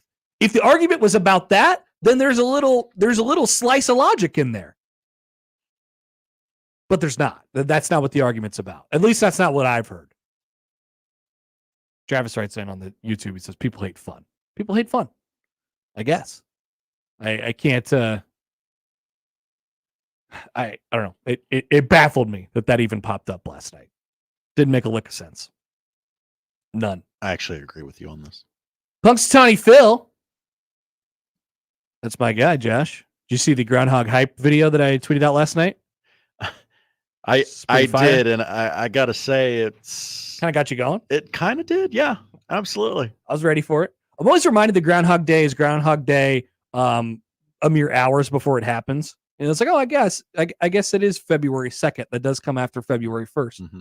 And that means it's Groundhog Day. I do have some stats for you from Punxsutawney Phil. Oh, some Groundhog Day stats. This is what we need. Our little groundhog friend. So over the last 10 years prior to this year, and by the way, the update today is that he did not see his shadow. I don't know what that means. Which means he is predicting that spring is right around the corner or here, or I've never been clear on that. Right around the corner, right? Or 6 weeks away, which is they mean the same thing. Or 6 more weeks of winter on top of. I've never been exactly clear on when the winter starts and when the spring starts and all that stuff. I've also been unclear on this. I used to think that Punxsutawney Phil was making a proclamation instead of a prediction. So he's making a prediction. He is a meteorologist. He is the Josh Tweederson of groundhogs. Mm-hmm. Okay, so he's making a prediction. So the last 10 predictions prior to this year, he has seen his shadow 1, 2, 3, 4, 5, 6, 7 times in the last 10 prior to this year. And which means he predicts that winter will last longer.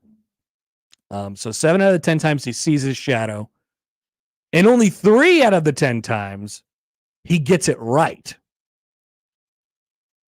Not a good clip. So actually what we're looking at here is, since Punxsutawney Phil didn't see his shadow today, if you were a betting man, you would actually fade him and say that winter is going to be longer this year, in defiance of our groundhog savior. I don't like that. Phil's predictions since 1887. He has seen his shadow, which means more winter, 107 times. He has only not seen his shadow 20 times in that period of time. So this is a rare occurrence. Like I said, 3 out of the past 10 years prior to this year, and only 20 recorded times since 1887. There was 10 times in there where they didn't keep track, or it was inconclusive evidence or something like that. So that accounts for more than 120 years of predictions from Mr. Phil. And so what we saw today was a very rare occurrence, and it is a sure sign that either winter is coming or or spring is coming. I don't know. There's a lot of evidence to the contrary of all the things that you think. But I'm just glad that we have this. Something is going to happen. And we get this on the text line. This is what comes up every year. I love this. This is from the 402 here. Hi, 402. Enough Phil talk. Talk about Nebraska's own Unadilla Bill. Phil is an East Coast lib. That's what it said. Now, it is my understanding, I don't want to get this wrong, but I'm going off the top of the dome here. It is my understanding that Unadilla Bill died. It has passed away. And that now that we have, I think we have a replacement. Retired in 21. Oh, retired, died. If he was a real groundhog or a taxidermy groundhog, something like that. I don't think Unadilla Bill is with us anymore. But I think they did attempt to replace it with Unadilla Billy, like IE, like a woman, like a girl groundhog. Oh. I think that's what happened. Which I don't know if Unadilla Bill makes predictions or Unadilla Billy's record or anything like that. But yes, we do have that here in our fine state on the off Highway 34 in Unadilla. Ever been to Unadilla Bill? The Unadilla version of Gobbler's Knob, Josh? I have not. I haven't either. No, I haven't either. So Punxsutawney Phil, the East Coast lib, hits about 330% of his predictions. It's not so good. Believe you were pretty. Did I get that story right? Correct. Yeah. It is Billy now. Yeah. I did some real research on this a couple of years ago. Spot on. Good on you for remembering. And this is the only day of the year where I care about any of this, and I will likely forget it all. Yeah, it's not a muscle that you work, a few times a year. So good on you for remembering it. You can email here from Bob. Hi, Bob. Shouldn't today be a time for Josh to appreciate Nebraska's win? I've said several times on the show today, good win, great win. Is there an equivalent sports radio guy in the Indy metro area who rails on Butler and Thad Matta and guarantees that Butler will get throttled by Creighton tonight? Will that Indy sports radio guy open up Monday's show with more piling on of Butler if the Bulldogs are able to get the win tonight? Sensitive haters up at 1620 today. Josh, thoughts on being a sensitive hater? I'm not sensitive. I'm just asking for more from my basketball program. No, because you're not even willing to accept when they are good. No, last night was a good win. Do it in March. There's always a bit. There's always something else that comes after that. Don't rest on your laurels. I thought that's what Nebraska's are all about. Just no, you popped one off. Okay, good job. You guys got to understand at this point that Josh is way too dug in on this. It's over. You're not going to get him off this hill. Even if Nebraska does something of great significance in the month of March, it will not. You will not prove to him anything different than what he already thinks about this team. It's too late. We're too far gone. We're not moving, and that's why I'm here. I'm here to provide a layer of protection for both Josh and for you guys, the listeners. And I get to be the good guy, which is really nice. Because I, like many, am not exactly sure about this basketball team right now. It's almost like everybody wins. They go up, they go down, they go sideways. They go on the road, they do games at home. They do many things. They play neutral court games. And that one time. Yeah. They might have another one coming up in, they're going to have a few more. Sure. Potentially at the Big Ten tournament, and maybe in later on in March as well. So I can't really figure out this team. That's why I thought that there might be some magic last night, and there indeed was some magic. Hey, before we take a break and we talk with Brian Christoperson of Husker 24/7 here in just a second. You know what? Yeah. Okay. Let's not even move on to the next topic. Let's just take this phone call right off because we got to get to BC in a minute here. Let's hit the phones to old man Doug. Doug, good morning. How are you? Hey, great win for the Huskers. I have to admit, being I'm old man Doug, I was on the couch and they're down 16 at halftime. I kind of fell asleep and I woke up and they were like down by 9, and then all of a sudden they got on fire and won the game. I was thinking of Josh getting bombarded by angry Twitter people. after that game. But the guy that's not getting as much credit as he probably should is little Sam Hoiberg. The energy, the defense, the hustle that he brings. I mean, I was really as impressed as I was with him. I was equally unimpressed with Casey. And I know Gary and Nick talked about the body language when they panned to the bench and whatever. He's got to quit being a front runner. When things are going great, he's joyful and whatever. But they won that game and didn't need him, as evidenced by the result.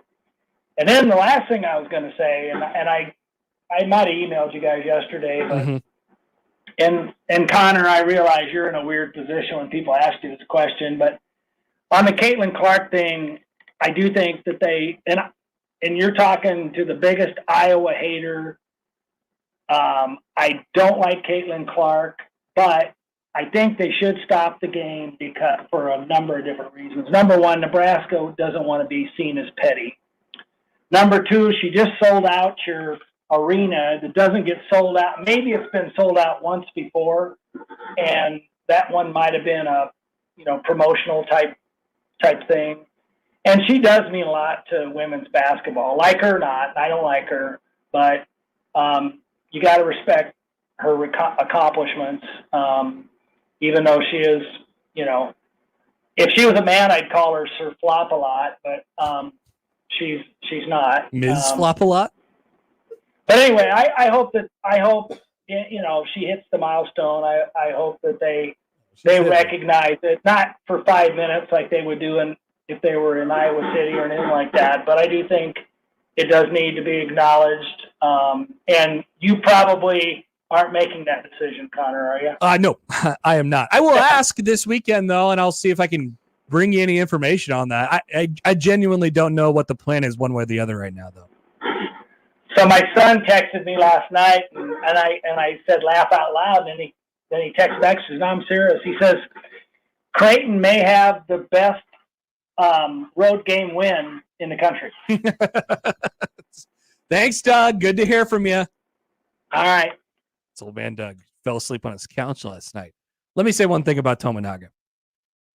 I don't think this needs to become a thing. I don't think we need to do the whole drama thing with him. And I know I saw the body language and all that stuff too, and what he needs to do. I don't think he's as important to the team as you guys think he is. I just don't. Heart and soul. I disagree completely. Remember when he played against those NBA players in the offseason? Yeah. Played some good 3-on-3 and stuff. Like, I think he can be, like, I don't think it's worth having him out there all the time for the 50-50 shot that he's either your best weapon or your worst enemy on your team. Like, that's sort of how I come down on it. Because if you're putting him out there for 30, 35 minutes a game, you have to deal with what he does on defense, and you have to deal with him putting up bad shots and making some of them. Now, you also, at the same time, if you do that enough, you're going to get flamethrower Casey, and he's going to win you a basketball game. But I think what Nebraska needs is to kind of level out. We talked about the roller coaster. Like, they need a little bit of consistency. And I wouldn't worry about Casey, because I think the clear right answer to what to do with him right now is not play him. Maybe not at all. Maybe, he played 11 minutes last night. Where did I put the box score? One of your many tabs. Yeah, it was I had it in an email from old Seamus from last night. Let's see. 19 minutes last night. And he was minus 16, and it's 19 minutes. I think if his playing time continues to go down and down and down, I don't think it's something that we have to keep talking about on this radio show, because I think that makes sense. I don't think that's drama. I don't think that's whatever. I think Nebraska plainly is better with him not playing. Fred made the I'm decision. sorry. Like I just think that. Like I don't want to be too hard on the guy. I just don't. I think they're a better team without him.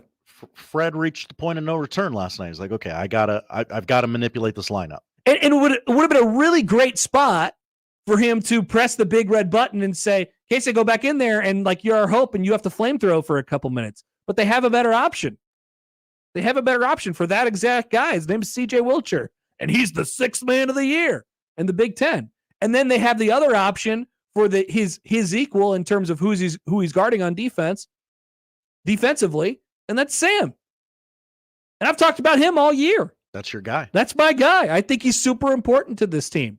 So you could basically recreate Casey in the aggregate, except for he's better with defensive Sam Hoiberg and offensive CJ Wilcher. It's a win-win for everybody.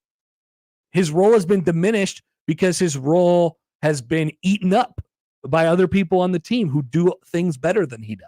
We don't have to. This doesn't have to be like, he's the best player and you built the team. It's like, no, they're making the right decision. We don't have to suffer through those cold streaks when there are other options. I think Doug's totally right about Sam. That's for sure. As I've talked about all year. Okay, BC's coming up next. We'll talk to him about all the happenings of last night and more on 1620. The Zone last year at the Super Bowl, Gronk went wide left on FanDuel's Kick of Destiny. He's back for Kick of Destiny round 2 this year, and this time we're inviting you to play along with the FanDuel Sportsbook. All you have to do is choose if Gronk will make or miss.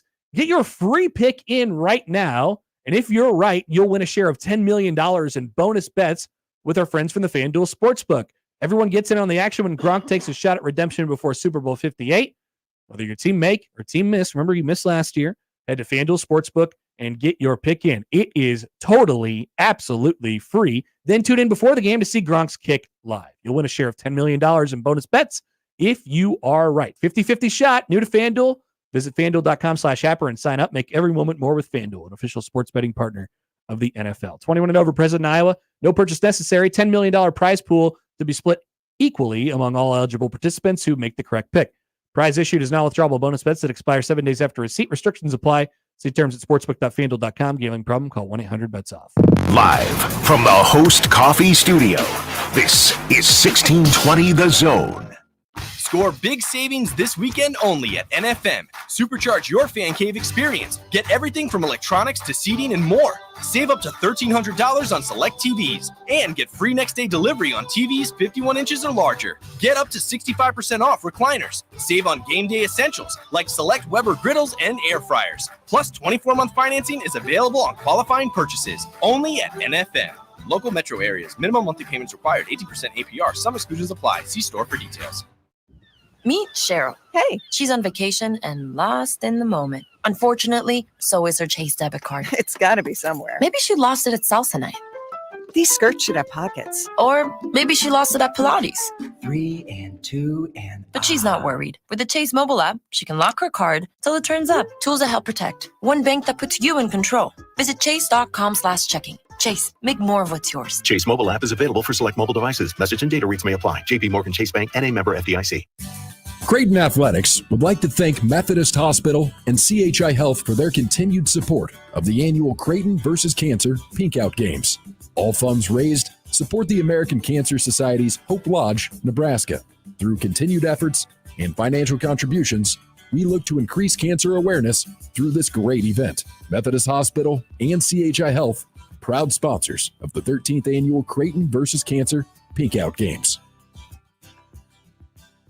Timber Creek Pizza Pub and Grill serves pizza with an unforgettable pizza sauce, fresh ingredients, and unique combinations of bold flavors. Try customer favorites like the 3 Oinks and a Moo, the Mountain Man, or the Upset Grizzly Bear. There are daily specials and menu items like tacos, salads, wings, and burgers. Stop in and check out Timber Creek's family-friendly dining environment while enjoying a popular adult beverage.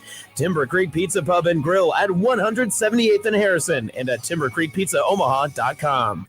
If you're hiring, it can feel like you're trying to find a needle in a haystack. You can hope the right person comes along, or you can just use ZipRecruiter. And now you can try it for free at ZipRecruiter.com/radio. In fact, ZipRecruiter has helped a lot of business owners find their needle in a haystack, like Marco, president of operations at Telly Tires and Auto Centers. Because Telly Tires has grown a lot in the last few years, Marco needed to hire everyone from a receptionist to a store manager to a head mechanic.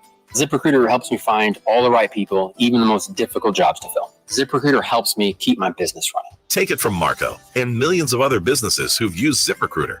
ZipRecruiter can help you find the needle in the haystack. See why 4 out of 5 employers who post a job on ZipRecruiter get a quality candidate within the first day. And right now, you can try ZipRecruiter for free. That's right, free at ZipRecruiter.com/radio. That's ZipRecruiter.com/RADIO. ZipRecruiter.com/radio. ZipRecruiter, the smartest way to hire. Hey, Brian. Brian Christoperson. I gotta take this as Hap. Be right.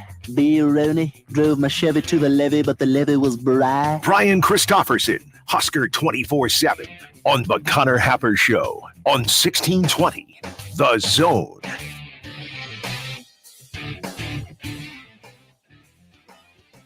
All right, we're joined now in the 42 Degrees The Source hotline by Husker 247's Brian Christoperson. BC, happy Friday. How are you? Pretty good. You recovered up from last night yet? Did you storm the court? I assume you did. I did not. I was just one of those guys like we do in the year 2024 where we hold our phone up and take a picture of it, tweet it out to make ourselves feel important by getting likes and retweets off of it. Well, you did a good job. It was it was quite the show last night. What happened in that second half for them to be able to claw their way back in? And then I think the most, I don't know if it's the most impressive part, but one of the more impressive parts is getting it back tagged, going back down, getting hit with another punch, and then coming back again. Well, I know you've already probably been over it, but you can't speak enough about CJ Wilcher. And if you think about his Husker career, it's been kind of winding with times where I think he's, from people who follow the team closely, he's got criticism before, and he's sort of been on and off. And right now he's just been on for few weeks, really. And when he pulled up in transition and hit that three from deep that made it 50-43, there was already like a little spark of hope in the air that had happened. But when he hit that, it was just like another world in there. It really was. And then like a couple moments later, you get that play where Sammy, you got to call him Sammy too. Like Sam Hoiberg isn't fun enough. It's got to be like Sammy when you're talking about games like this. Like little Sammy getting after it, almost gets a steal. He's taller than me, by the way. But little Sammy almost gets a steal, doesn't. But then Josiah Alec gets it, is on the floor, saves it back to Sam, and then Sammy pulls out the spin move on the dude and gets to the bucket for 2 to make it 50-46. And that was just like the thing. It was insane in there. It really was. And after the game, our Wisconsin writer was there, a younger guy, and I think he's covered Iowa State and seen Hilton and how loud it can be there and all that stuff. But he was texting me and Schaefer, and he's just like, "This was nuts! Like I've never seen anything like that setting." Like he was just gobsmacked by the environment at that game, and I have to agree with him. It really was like one of the better sporting events I've been to, like the last 12, 15 minutes of that game. It was incredible. Fred Hoiberg, right afterwards with Nick Baugh on BTN, he asked him like, "Hey, how'd you do?" The obvious question, "How'd you do it?" He said, "I don't really know." And, I guess I don't really know either. I said yesterday before the game, like, if you're asking what's the path to Nebraska's victory last night, no path. It was, if you're Josh Hodson, you'd say no path. If you're me, I was like, I don't know. You'd say there's a little bit they need a little bit of magic. Can you put together like 40 minutes of magic? And that's the only way that I could explain kind of how that happened last night. And everybody was just like, "Oh my God, that just happened," in a positive way to us, instead of that empty feeling where it's like, "Oh, that happened to us," instead of it happened for us last night. Yeah, and another part of it was the students were incredible at that game. Like they sort of took over the venue, and it had a little bit of that Dookie feel, when Duke is rolling and people are bouncing up and downs, and it was just they're it was just an outstanding environment. But then you got to give credit, like you said in your opening questions, and I think this is important to go back to. They rally all the way back, but this happens so often in sports. You climb that hill where you're down a lot, you expend all that energy and emotion, and then the other team punches back, and you can't quite find it again. And then it was Rink who did it. And he had an incredible, if you count the 5 minutes of overtime and then regulation, last 9 to 10 minutes of that game. He hits a shot when it's 63-56 from, it was in the state logo. Then he hits that step back three that ties it at 65. Then he hits the hook in overtime. Then he finds Jawan Gary for the easy bucket +1. And then he hits another hook he had 5 just unbelievable plays down the stretch. And I know that this team has frustrated people with what it's done on the road. I get that. But man, it's been a fun season to cover, and I know it sounds like it as I'm talking about it. It just has.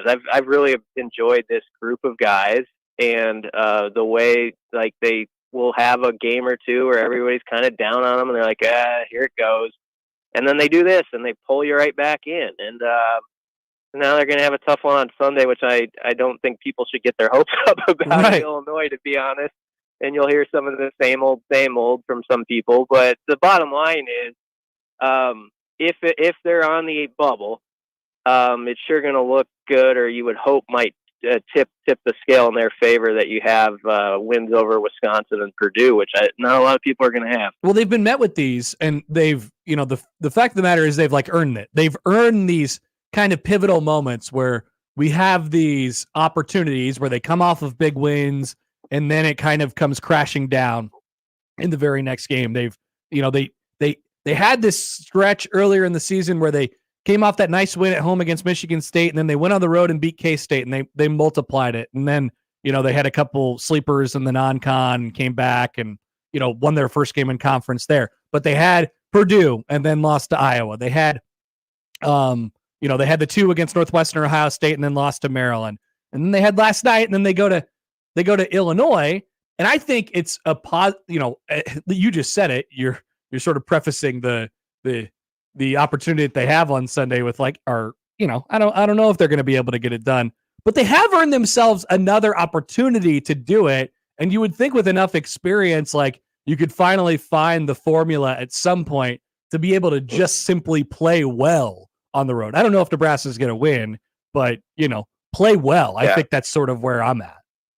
Well, what they've done is they've had 2 or 3 road games where they've played well for 20 to 25 minutes. Yep. But that's not enough. That's just not going to work. And so you have to find that extra something and sort of belief in each other when things are going haywire and you don't have everybody's backing in the arena, that you're going to quickly find a way out of it. And, whether they can locate that or not down the stretch of the season, I don't know. I mean, it would be so big for this team, honestly, Connor, if they were just even 1-4 on the road in the Big Ten. It would have that narrative sort of off the table a little bit, because it's that offer that sort of keeps sticking out and keeps coming up. And so they really just got to find that one somehow, some way to take that sort of amusing, not amusing topic away from people. Where it's hey, could a team win every game really impressively at home and then lose everyone on the road and still get in the tournament, and just kind of remove that from the platter?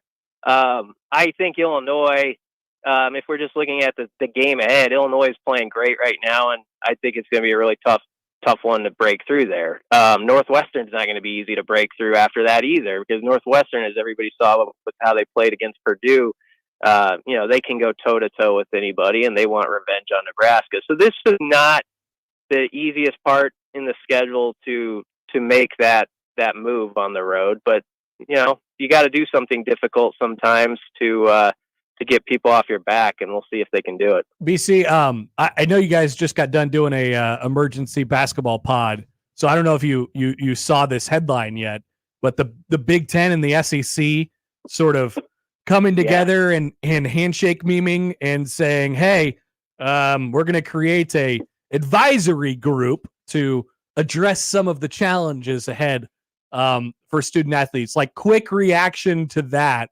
and what we ultimately see coming from a kind of relationship between the Big Ten and SEC. Not surprised. Somebody's got to take leadership in this, whatever this college sports realm we're in. And the Big Ten and SEC have as much power as anybody. They have more power than anybody, combined with their connections with all the TV people who we don't even know their names who are powerful. But so it just seemed a matter of time to me before these two are like, all right, let's let the big boys get together in the room and talk it out and, work on some things. And I guess my other quick thought is, I think sometimes people have kind of moved off this topic around here, but there's still sort of that old nostalgia for the league Nebraska used to be in and all this stuff. And I always tell people, you want to be in either the Big Ten or SEC where you at least have a voice in that room and you're a face in that room, because we do not know how this landscape is going to shift out. We don't know who the haves and have-nots are ultimately going to be. But if you're one of those teams in one of those conferences right now, I think you sleep a lot easier about things, while knowing you still have to keep putting a good product and brand forward to make yourself one of the haves. And I've listened to Trev's words on this, and I know he thinks about that all the time. And like, Nebraska's got to position themselves where, they can flex a little, or they're at least in amongst the group that can flex. And that's why you're happy when you see a headline like that, if you're a Nebraska fan, that you are in this league right now. No matter what negatives you see about the league, look at that very big positive, because it sort of outweighs everything else.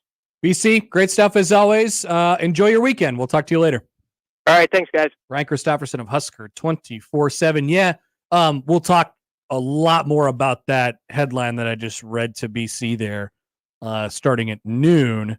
But the Big Ten Conference and the SEC announced today the formation of a joint advisory group of university presidents, chancellors, and ADs to address the significant challenges facing college athletics and the opportunities for betterment of the student athlete experiences. Both commissioners were quoted in here, and they talked about sort of hey, we don't expect to agree with each other on everything, but I think it's good that we open up the windows of communication between our two conferences, which clearly stand out amongst the rest.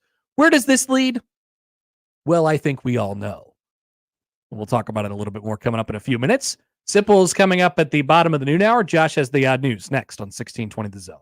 Previously on Unsportsmanlike Conduct. If San Francisco doesn't win the NFC Championship this year, it's going to be one of the great failures in their franchise's history, because everything has mapped out perfectly for them.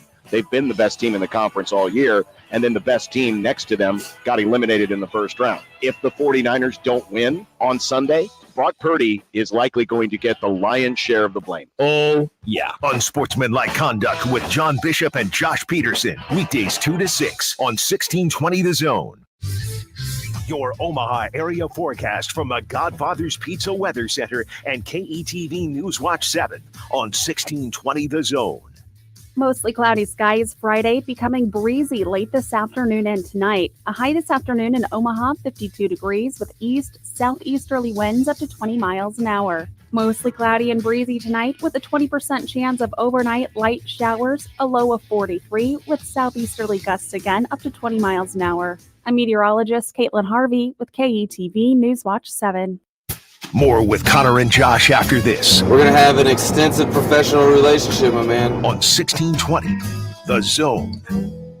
Email us on the Equitable Bank inbox with whatever's on your mind. Zone Inbox is brought to you by Equitable Bank. We take banking personally. You can get me, Gary, at 1620thezone.com. We want to hear from you on the Equitable Bank Zone Inbox. What can you do in 3 days? At 42 degrees this Friday through Sunday, you can save a ridiculous amount of green on our green and more. Visit 42 degrees this weekend for buy one, get one half off on everything in the store. Save on our curated selection of premium cannabis, glass, disposables, Delta, Kratom, and much more. Buy one, get one half off 3 days only this Friday through Sunday at 42 degrees. Your destination for top tier cannabis, second to none product selection, and exceptional service. Buy your mom's house. So, Isabella, you're in high school earning college credits? Tuition-free college credits. Tuition-free? Your mom's got a... Love that. Hey, Maya, hold up. You'll graduate from high school. But my college gen ed's knocked out. Tuition-free. That's got to save you and your parents thousands in college tuition. How about you, Ian? I'll be debt-free thanks to MCC. Earn college credits while still in high school, tuition-free. Get started at mccneb.edu/tuition-free. Classes start March 7th. This is me at MCC. Creighton Sports Update. Creighton Blue Jay Women's Tennis returns to Omaha for a showdown with Northern Iowa tomorrow at the Hanscom Tennis Courts. First match is set for 4 p.m., and all fans can attend for free. To follow along on all things Creighton athletics or to purchase tickets, visit gocreighton.com. And that's your Creighton Sports Update. 1620 The Zone proudly supports Creighton Athletics. I'm Jenny Benson, president of the Nebraska State Education Association. The best way to strengthen our economy for the long term is investing in our education system and raising the skills of American workers. To succeed in the global economy, we need to modernize our schools, hire excellent teachers, and focus on the future. Support great public schools, and we can make the good life even better. Sponsored by the Nebraska State Education Association. Aired in cooperation with the Nebraska Broadcasters Association and this station.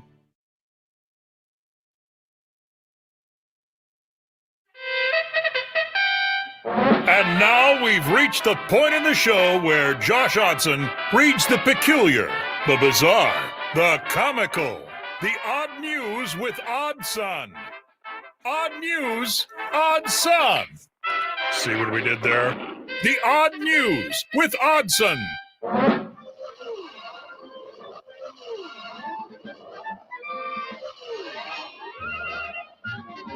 I didn't even realize that Josh was eating crow during the BC interview. I like to stay busy while you're talking to BC, so Yeah, many times you eat popcorn. In this case, you're eating a bag of crow. Bag of crow this time. How's that tasting? Pretty good. Could have used more seasoning. A little more salt? Yeah. All right, Josh, let's do the odd news. What do we got today? Let's. People forget Bill Walton still exists. Yeah.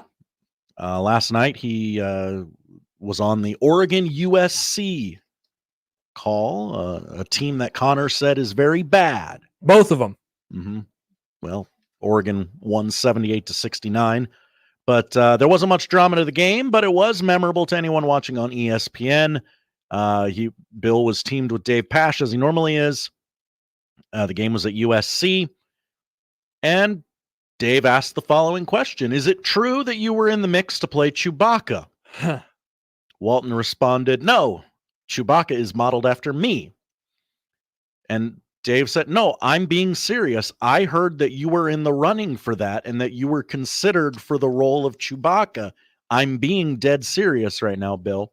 And Walton said, you're always serious. That's one of your problems. You don't have fun in life. And Dave continued to press, you're not answering the question. Yeah, good. Keep going. And that's when Bill Walton said, no, George Lucas is as cool as they get.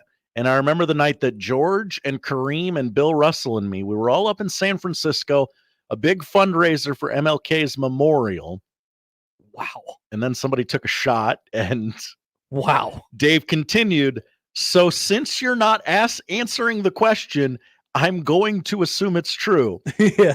And Bill, it's obviously a very long clip. I don't want to play the whole clip for everybody here. No, this is good. Bill said, what was the question? I auditioned for Chewbacca and they said no, but we're going to model the character after you. Poll question? Was Chewbacca modeled after Bill Walton? Bill Walton? It seems like maybe. You know what? I hadn't even thought about answer. that. It's certainly possible. Wow, how would all of our lives been different right now if Bill Walton was Chewbacca? Would he have still made that noise? Oh, I think Bill would have. Yeah, absolutely. Okay, had some noise. The noise would have been different, probably. Hey, I'm in this suit. I'm Bill Walton. You got a star in this movie. Nobody can hear me. I'm not saying anything. Let me say some stuff. Yeah. What if Chewbacca was a stoner? Who says he wasn't? That's possible. What was going on in the Millennium Falcon? You don't know. That's interesting. That's fun. I like those guys. Dave Pasch does a good job with him. Yeah.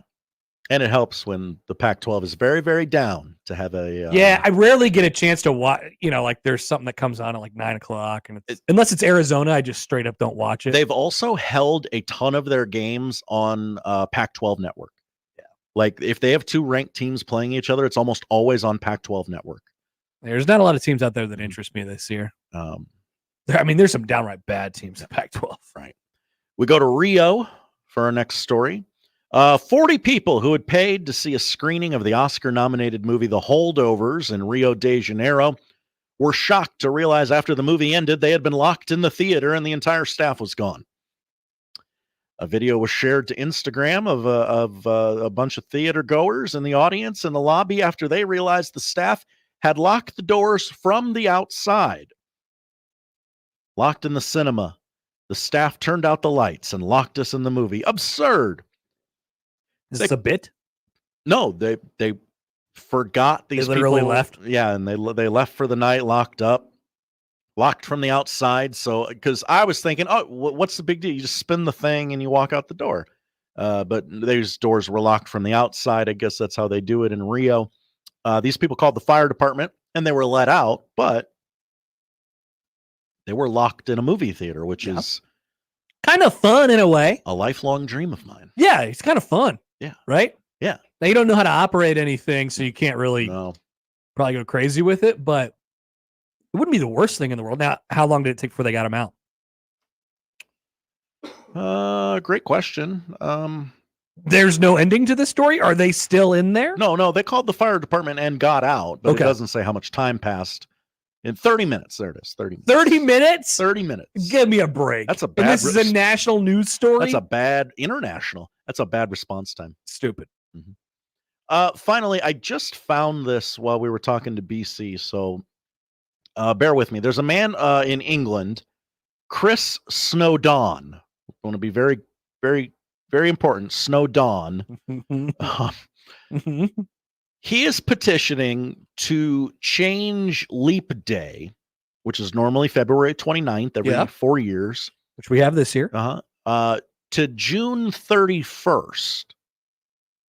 Not a day. He says, why not, since February 29th is arbitrary anyway, why not give ourselves an extra day of summer instead of sticking it in the winter? Wow. He makes great points. He says this is something that, quote, we all agree as a society. Huh.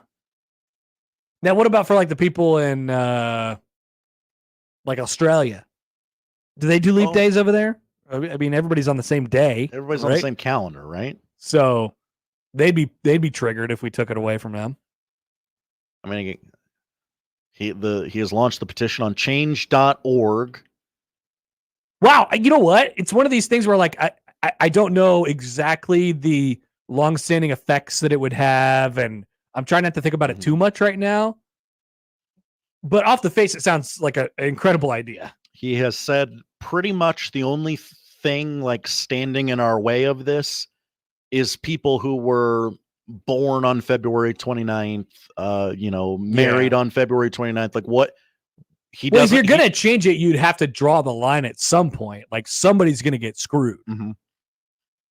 It's like, hey, I don't in essence, I don't know what we doing do with those people. You're making February 29th not a real day anymore, a day that doesn't exist, much like June 31st currently doesn't. Right.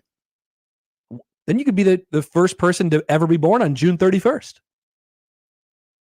And I mean, that would be awesome. That would be awesome, right? That would be so cool. Who wouldn't race to try and make sure your baby was born on that exact date? Yeah, I think you'd have to try at least.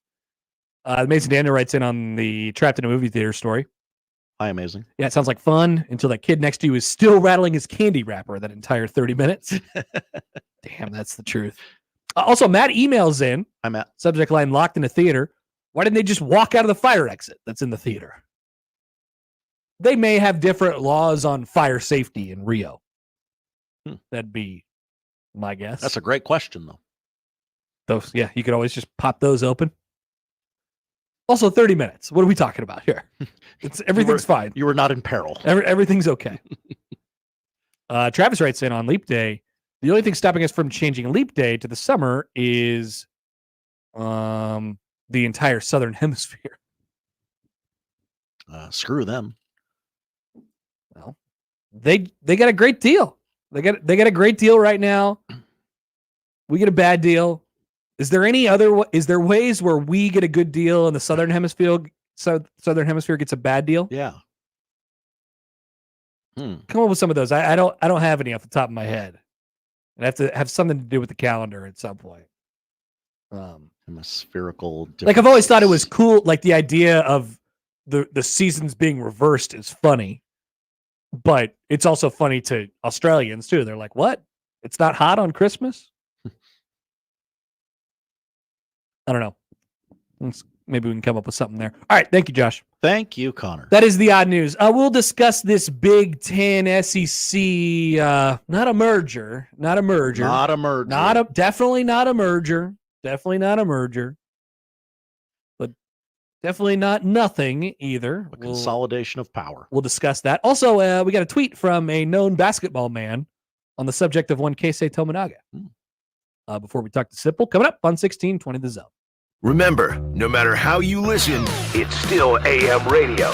1620 The Zone.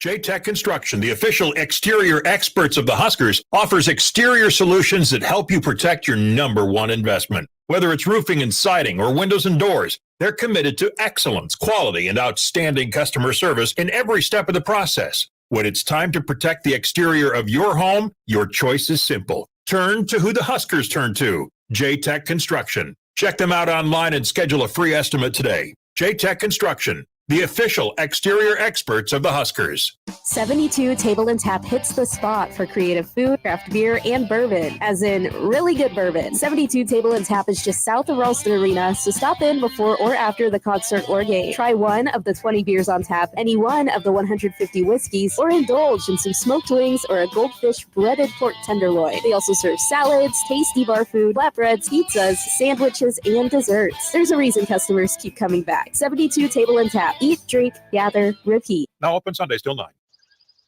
Wake up. Breakfast. And Nature Made vitamins. Whatever your morning sounds like, Nature Made fits right in. Whether you're looking for vitamin C or a multivitamin to get key nutrients, we've got you covered. Now that's a good morning.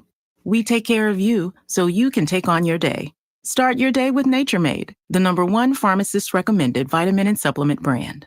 Based on a survey of pharmacists who recommend branded vitamins and supplements. Down to 7. The Eagles present The Long Goodbye, the final tour, live in Omaha.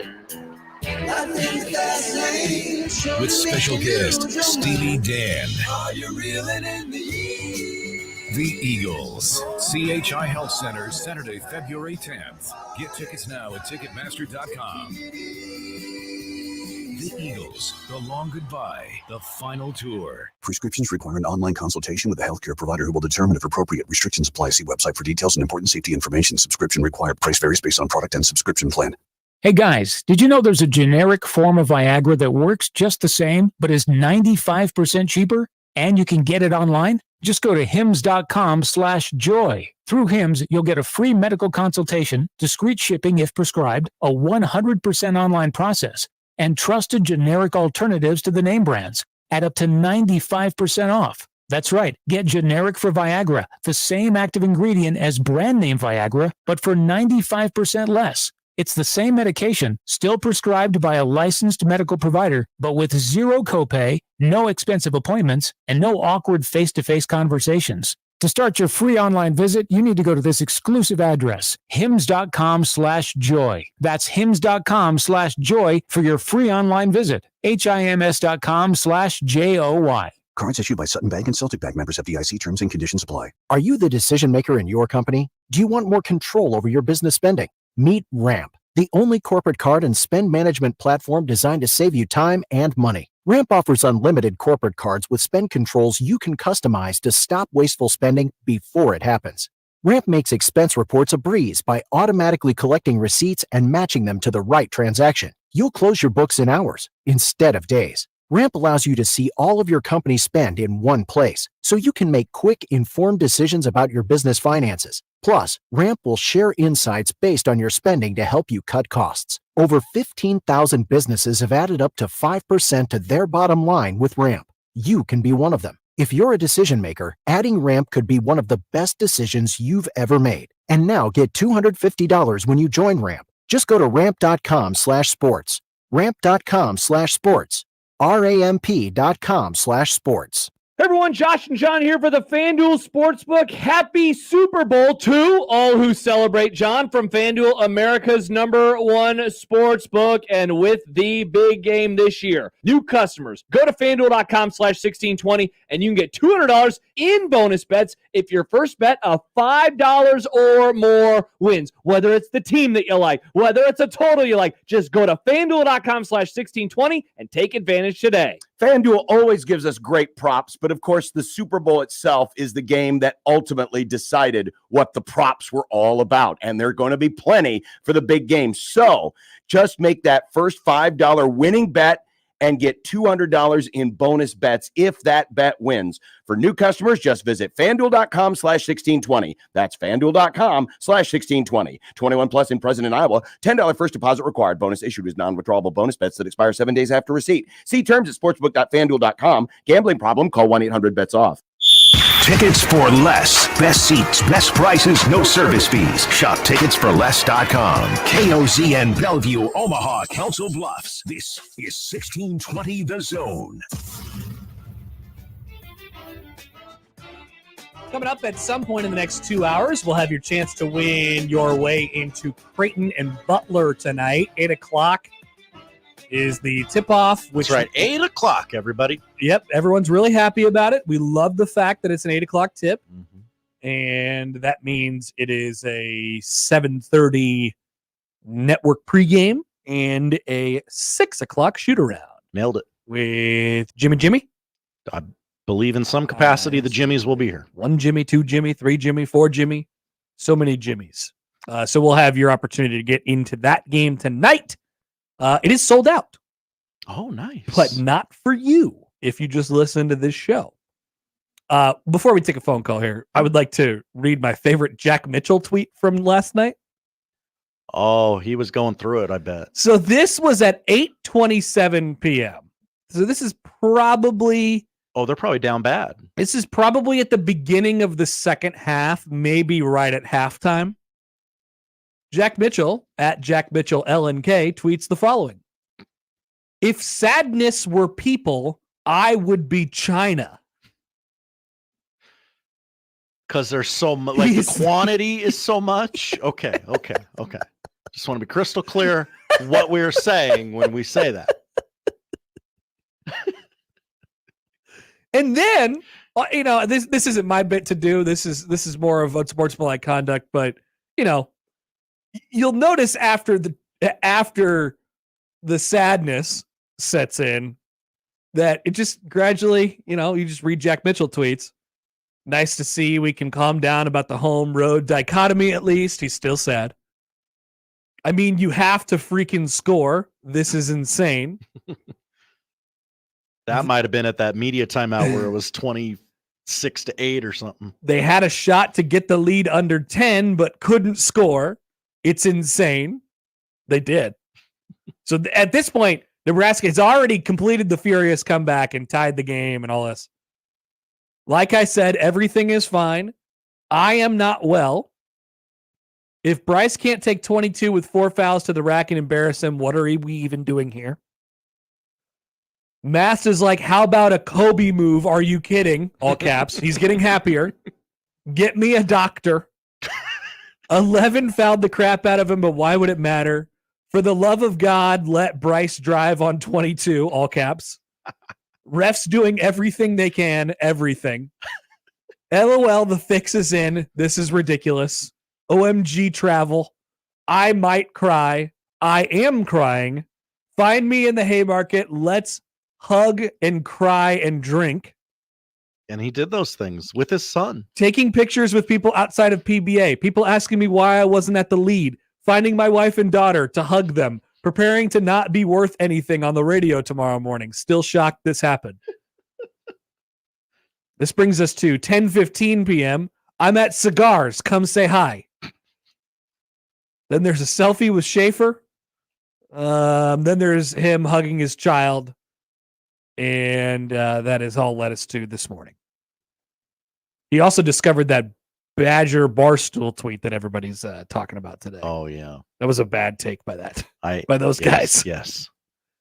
They said, but Badger Barstool, Nebraska doesn't lose at home. But Badger Barstool, Wisconsin isn't actually good. Everybody shut the bleep up and enjoy greatness while it's happening.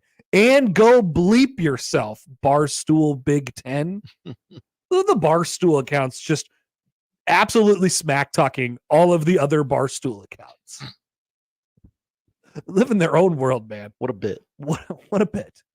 So phones on the 42 Degrees Source hotline. It's Triggered Bob. Hi, Bob. Hey, Hap. Happy Friday. Thank you. Happy Friday to you. I want to give you a few caveats, and then maybe you can help me unravel the unfortunate Taylor Swift situation. Okay. First of all, I'm happy for Travis and Taylor. I hope they have a long relationship. My actual first concert was a Taylor Swift concert. Great time. I have some of her music in my portfolio of music, in fact. That's good. And at a high level, I feel like the fans are just kind of frustrated with the Super Bowl in general because it kind of seems kind of rigged, or maybe the story has been written already. But I think if we kind of get into the nuts and bolts of it, not just at the surface level, it seems like we're there to watch football, right? Like we're NFL fans, and we kind of get maybe a little leery of things when we're trying to be cross-sold some other things that have nothing to do with football. It's like if I go to Wingstop and they only have bananas. I love wings, I love bananas, but I'm there for wings. You know what I mean? I'll hang up and listen. Thank you, guys. Have a good weekend. Thank you, Bob. All right, so let's stick with the bananas and wings analogy because I like it. I don't know. I don't know how we got to talking about the Super Bowl and Taylor Swift, but here we go. Random Bob. Yeah, I guess we're random triggered Bob now. All right, so bananas are Taylor Swift and wings are the Super Bowl. And you go to Wingstop or football. Wings are football. Mm-hmm. And you go to Wingstop and you're like, I want wings. I want football. And they're like, sorry, we only have bananas. But here's the fatal flaw in the analogy, Bob. Say it. There's so many wings. There's so many wings, and there's just a couple bananas. There's just a little banana. That's it. You don't have to deal with a whole lot of bananas. Just a little bit. If you deal with a little bit of banana, it's really okay. And guess what? The other thing is, it's the Super Bowl. And it's not for football. You are constantly being sold anything everywhere. And yes, Josh, it's not a football game anymore. It is a pop culture marketing event. Yes. Whatever the combination. I agree with you that I hate it. And it's disgusting. I wish it were a football game. Event. Yeah, Yes. I wish it were a football game, but it's not. So that's the Super Bowl. And as far as like seeing the bananas, aka Taylor Swift, at a normal football game, it just like I don't know what it is. It just straight up doesn't bother me at all. It's probably because they don't show her very much. CBS has done a pretty good job of like, okay, this is a point where her reaction is warranted. It isn't as gratuitous as NBC. No, I don't. I do not feel overwhelmed by it. No, I do not feel overwhelmed by it. I think where people can kind of get that confused is probably coming from social media. Because that's all you see on social media. There's just bananas everywhere. And certain segments of people running for office. But they showed a stat that they showed, CBS showed crab cakes just as much as they showed Taylor Swift. Really?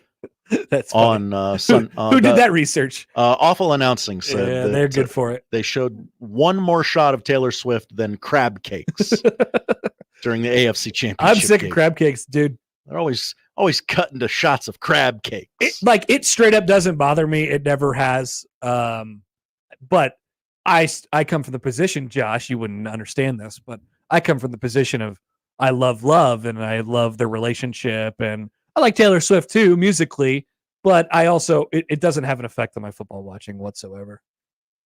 I also love love. How dare you? First of all, first and foremost. Interesting that you don't believe in something that's so obvious right in front of you. Josh, you have been so wrong about so many things. But remember when I picked all those college football games, right? I was thinking about this morning too. I'm like, I've had a bad run, man, of picking stuff. How could you be so wrong all the time? I'm not wrong all the time. That college football pick'em segment we used to have. Yeah, that one went really well. It went great for me. Also, Iowa Western just keeps winning. Yeah, you've been right about that. That's for sure. That's good news for you. When's that ring coming in, by the way? I don't know. 2 of them are coming in this summer sometime. A couple texts here. First on the Jack Mitchell tweets, SMH Jack, India has more people at this point, so you even have it that bad. Somebody out there has more sadness than you. Well, I mean, it's not, being a Husker fan isn't the saddest thing in the world. There are other things that are legitimately sad. Maybe he's talking about population density. I guess India would still win there. I just love the idea of Indiana being overpopulated like that. Yeah, it is. Who would want to be in Indiana? Great take by you. Cody writes in on the text line. Triggered Bob is the oldest sounding 30-year-old in the history of people. I like Bob. I like Bob too. I appreciate that he calls in. Also, Jesse writes in banana flavored wings. I really like the analogy. I'm going to stick with it. Put some plantain chips on some. I have not found when going to a local wing establishment, because you should support local, that they have more bananas than wings. I have not found that. Mm-hmm. All right. We got to sneak in a quick break here.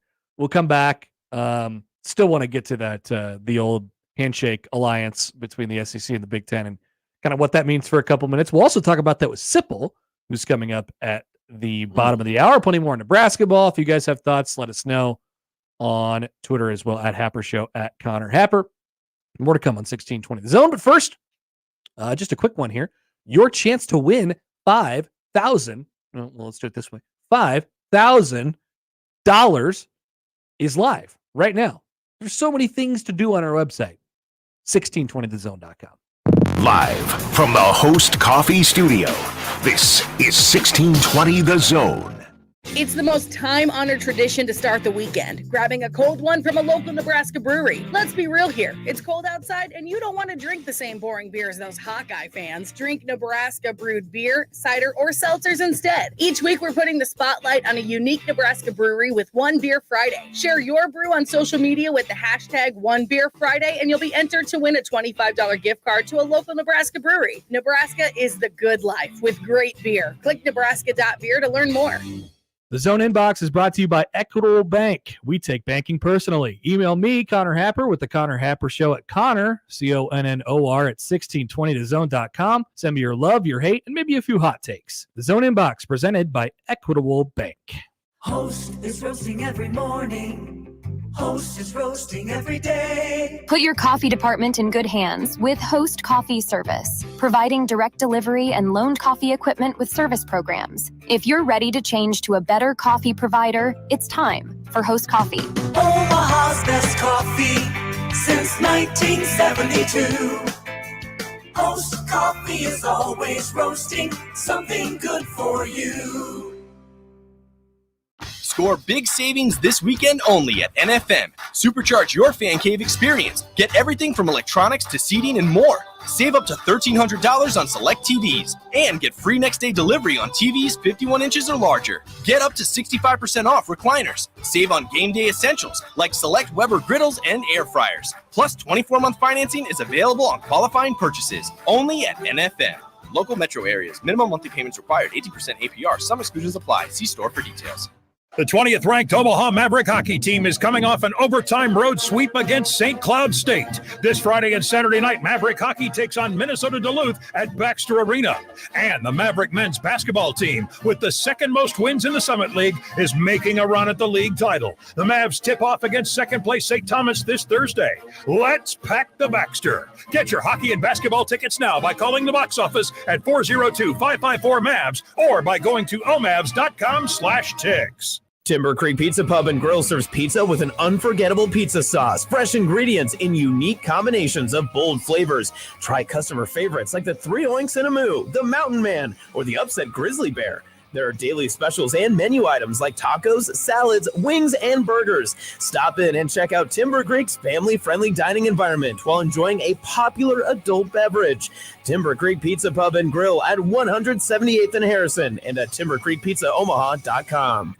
Prescriptions require an online consultation with a healthcare provider who will determine if appropriate. Restrictions apply. See website for details and important safety information. Subscription required. Price varies based on product and subscription plan. If you're having problems in the bedroom, talking about it is the last thing you want to do. Same goes for hair loss, anxiety, or even depression. That's where HIMS comes in.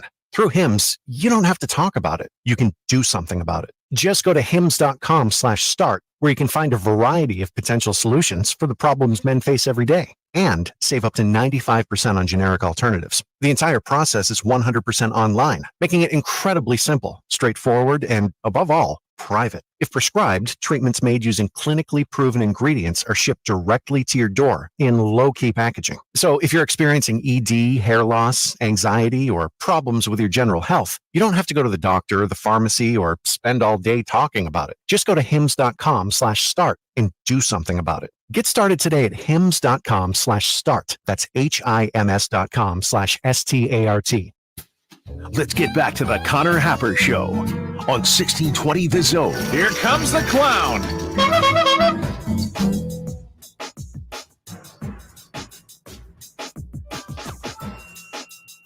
Very good tweet there from Joel on, we retweeted it at Happer Show on the JTech Construction Zone Twitter feed. Hi, Joel. It's good to know the difference between India and Indiana in terms of population densities, but sometimes it's easy to get them confused. What a bad 24 hours you've had, Connor. You wanted to fire Fred Hoiberg. Whoa. You wanted to fire him, and now you're confusing words. I had a very timely and good segment yesterday about how I am not prepared and I'm not interested in having the conversation about firing Fred Hoiberg. I was laying out myself a nice little safety net in case Nebraska got blasted last night.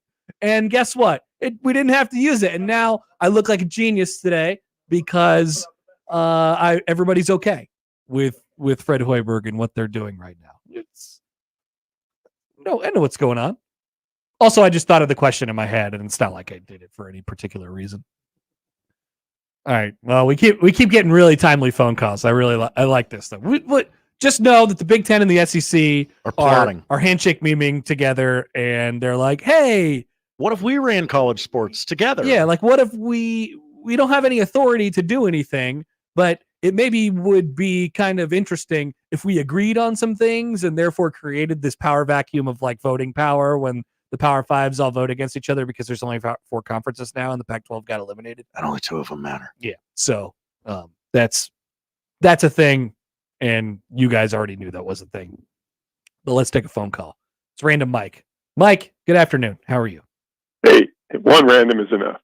We don't need to know. I know. Yeah, we don't need random triggered Bob. No, that's way too much. Were you at the game? I was not there last night. No, I was on my couch. Wow, some fan. Do you know the PA guy? I do. At the men's game?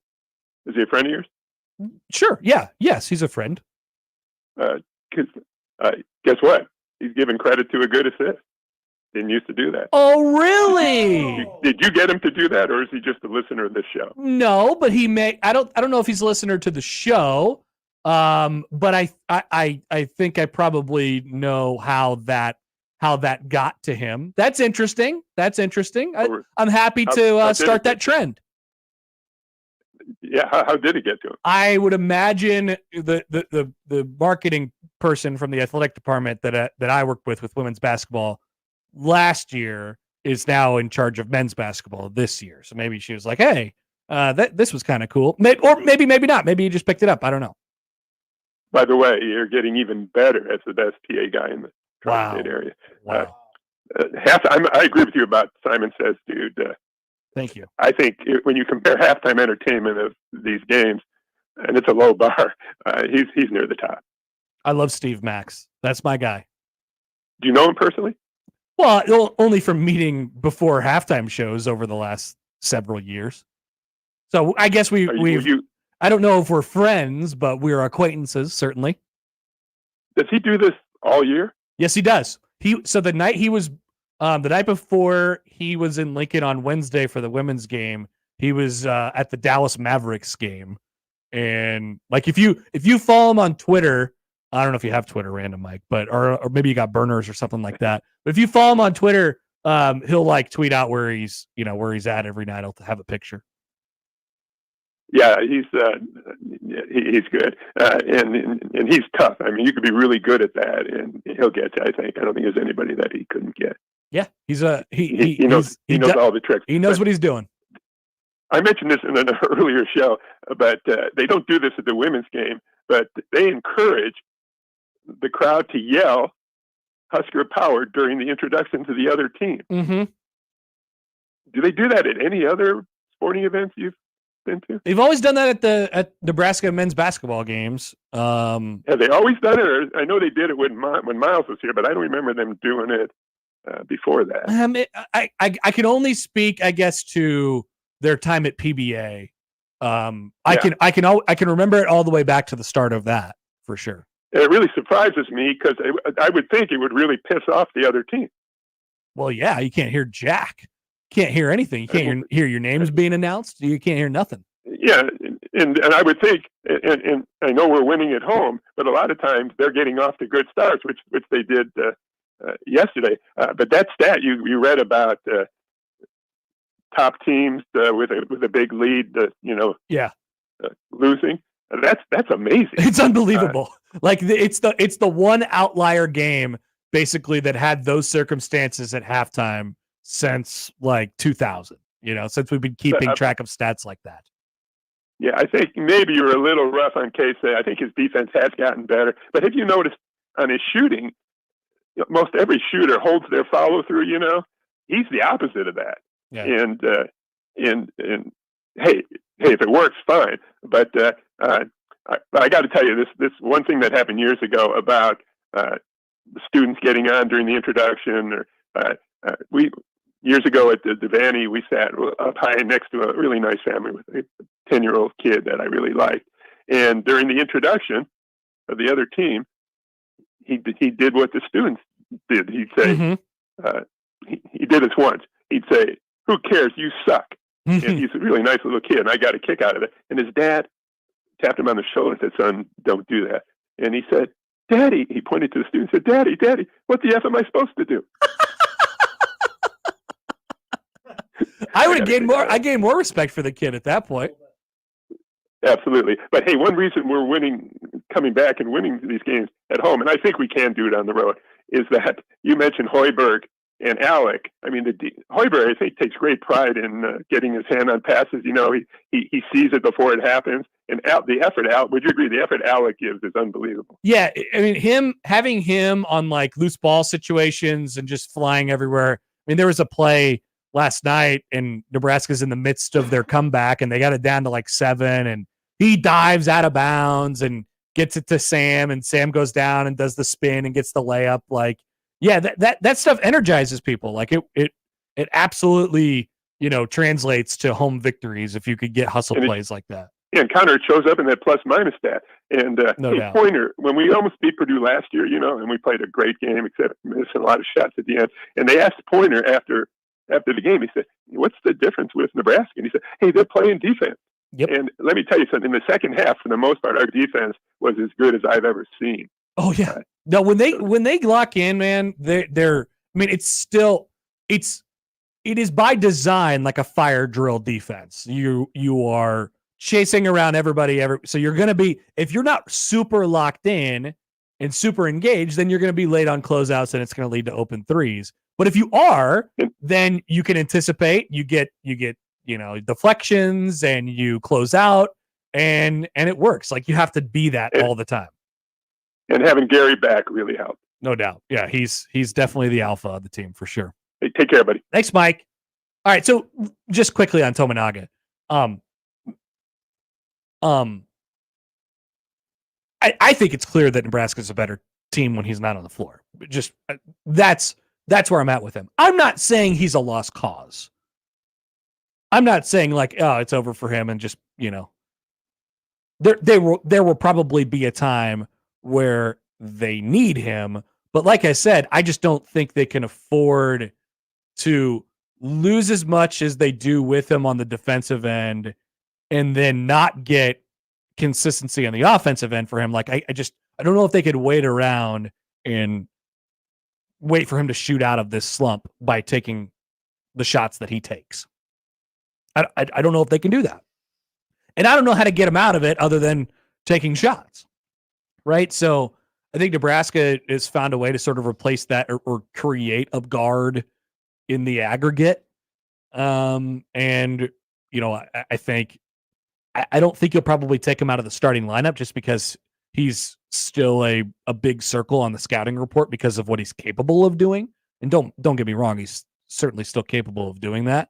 But yeah, I mean, his minutes have been where they've been over the last couple games for that reason. And you talk about Nebraska trying to lock in and get tough on defense. Like I don't see Casey getting a lot of deflections that lead to runouts. I see him finishing a lot of runouts. I see Sam Hoiberg doing that all the time. Sam Hoiberg getting like 2 pick sixes a game is a big deal. So I don't like tell the football team. I don't want to be like too hard on him, but at the same time, like that's what I see when I watch them as a team right now. All right. Also appreciate Random Mike once again gassing me up. What a guy. What a guy. Everybody needs that guy in your life. Nebraska women's basketball back at home tomorrow at 2 against Rutgers. All right. We'll come back. Sipple on the other side next on 1620 The Zone. Previously on the crossover. A horny industrial leather industrial. John has a lot of questions. Yes. I do have a lot of questions. Will John get in? What is this horny industrial leather show? Black Blade? What made them industrially horny? Should we just play 20 questions with this tweet? What made them industrial horny? Amazing question. Mornings with Sharp and Hanley. The Connor Happer Show. Unsportsmanlike conduct. 6A to 6P. 1620. The Zone.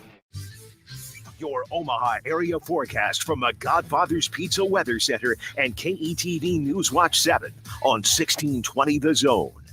Mostly cloudy skies Friday, becoming breezy late this afternoon and tonight. A high this afternoon in Omaha, 52 degrees with east-southeasterly winds up to 20 miles an hour. Mostly cloudy and breezy tonight with a 20% chance of overnight light showers, a low of 43 with southeasterly gusts again up to 20 miles an hour. I'm meteorologist Caitlin Harvey with KETV Newswatch 7. What can you do in 3 days? At 42 degrees this Friday through Sunday, you can save a ridiculous amount of green on our green and more. Visit 42 degrees this weekend for buy one, get one half off on everything in the store. Save on our curated selection of premium cannabis, glass, disposables, Delta, Kratom, and much more. Buy one, get one half off 3 days only this Friday through Sunday at 42 degrees. Your destination for top tier cannabis, second to none product selection, and exceptional service. By your mom's house. Email unsportsmanlike conduct on the Equitable Bank Zone inbox with whatever is on your mind, from your hot takes to what you think is one. The Zone inbox is brought to you by Equitable Bank. We take banking personally. We want to hear from you on the Equitable Bank Zone inbox. This is a special alert to all Americans who own a vehicle with less than 200,000 miles with an auto warranty about to expire or with no warranty coverage at all. Due to a decline in the economy, CarShield is announcing a low-cost month-to-month vehicle protection plan that is now available to the public to save any driver out-of-pocket expenses on future auto repairs. Call now to find out how you can pay almost nothing for covered auto repairs. Yes, you heard that correctly. Pay almost nothing for covered auto repairs. An open phone line has been established for all drivers to call for a free quick quote. Call 800-813-8757 now. Drivers who are covered will not have to pay for covered repairs again. This protection plan is at an all-time low. Additionally, drivers who activate this vehicle protection today will also receive free roadside assistance, free towing, and car rental options at no additional cost. Call us for your free quick quote today. 800-813-8757. That's 800-813-8757.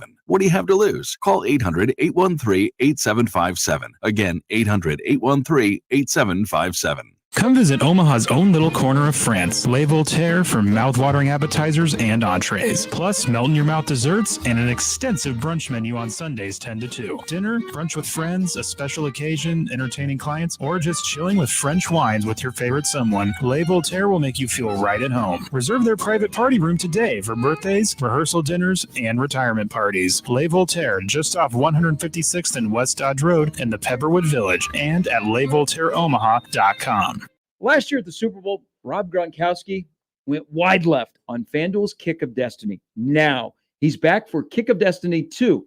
And this time, great deal here, Nick. You can play along. All you have to do is choose if Gronk will make or miss. Yeah, you get your free pick in right now, because if you're right, you'll win a share of $10 million in bonus bets. Everyone can get in on the action when Gronk takes his shot at redemption before Super Bowl 58. Whether your team make or team miss, just head to FanDuel Sportsbook app to get your pick in. It's absolutely free. Then tune in before the game to see Gronk's kick live. You'll win a share of $10 million in bonus bets if you're right. New to FanDuel? Just visit FanDuel.com. Use the promo code ZONE to sign up. Make every moment more with FanDuel, an official sports betting partner of the NFL. 21 plus and present in Iowa. No purchase necessary. $10 million prize pool to be split equally among all eligible participants who made the correct pick. Prize issued as non-withdrawable bonus bets that expire 7 days after receipt. Restrictions apply. See full terms at FanDuel.com/sportsbook. Gambling problem? Call 1-800-BETS-OFF. Prescriptions require an online consultation with a healthcare provider who will determine if appropriate. Restrictions apply. See website for details and important safety information. Subscription required. Price varies based on product and subscription plan. If you're having problems in the bedroom, talking about it is the last thing you want to do. Same goes for hair loss, anxiety, or even depression. That's where HIMS comes in. Through HIMS, you don't have to talk about it. You can do something about it. Just go to hims.com/start, where you can find a variety of potential solutions for the problems men face every day, and save up to 95% on generic alternatives. The entire process is 100% online, making it incredibly simple, straightforward, and above all, private. If prescribed, treatments made using clinically proven ingredients are shipped directly to your door in low-key packaging. So if you're experiencing ED, hair loss, anxiety, or problems with your general health, you don't have to go to the doctor or the pharmacy or spend all day talking about it. Just go to hims.com/start and do something about it. Get started today at hims.com/start. That's HIMS.com/START. Steve Sipple, Hey! The conversation gets even more uncomfortable, okay? Omaha! Steve Sipple on the Connor Happer Show on 1620, The Zone. All right, we're joined in the 42 Degrees of Source hotline by HuskerOnline.com, Steven M Sipple. Sipple, good afternoon. How are you? Good. Can you hear me okay? Can hear you. Yeah, you're a little crackly, but I can hear you mostly. Oh boy, I'll pull off. I'm driving. Well, be careful. I don't just. Where are you going? Are you going too fast? No. I just made a turn. No, I'm doing all right. Let me just hold on. I'll turn off. Is there any? This is inner city driving that you're talking about? This is in Northeast Lincoln on Tuzalan Avenue, turning onto Ballard Avenue. Okay. Probably streets that are unfamiliar to you. No, I'm very familiar. I lived in Lincoln for many years, Sipple. All right, I'm parked. Okay, that's good. You got to watch out for those potholes, too. I heard they're getting pretty rough around that part of town. Yeah, probably right in your town, too, though. Right? Very bad here. Yes, can confirm. Yes. Yeah, it's that time of year, right? Sure is. All right, Sipple. Let's well, I want to get your thoughts on some basketball last night. How the building was and the team in general. I guess, what do you when you think about what Nebraska was able to accomplish, not just last night, but what they've done this entire season? I guess, what do you sort of think of this group right now? And is there and what sort of differentiates them from some of the good teams that Nebraska's had in the last decade or so?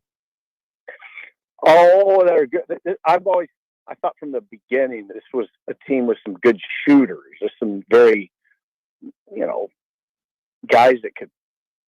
I just remember watching Bryce Williams on tape after Fred got him and thinking, okay, that's going to help K-State. Watching Rink Mast on video when his name popped as a guy that was coming here from the portal, thought the same thing. Okay, you just got two guys that's going to take pressure off of K-State.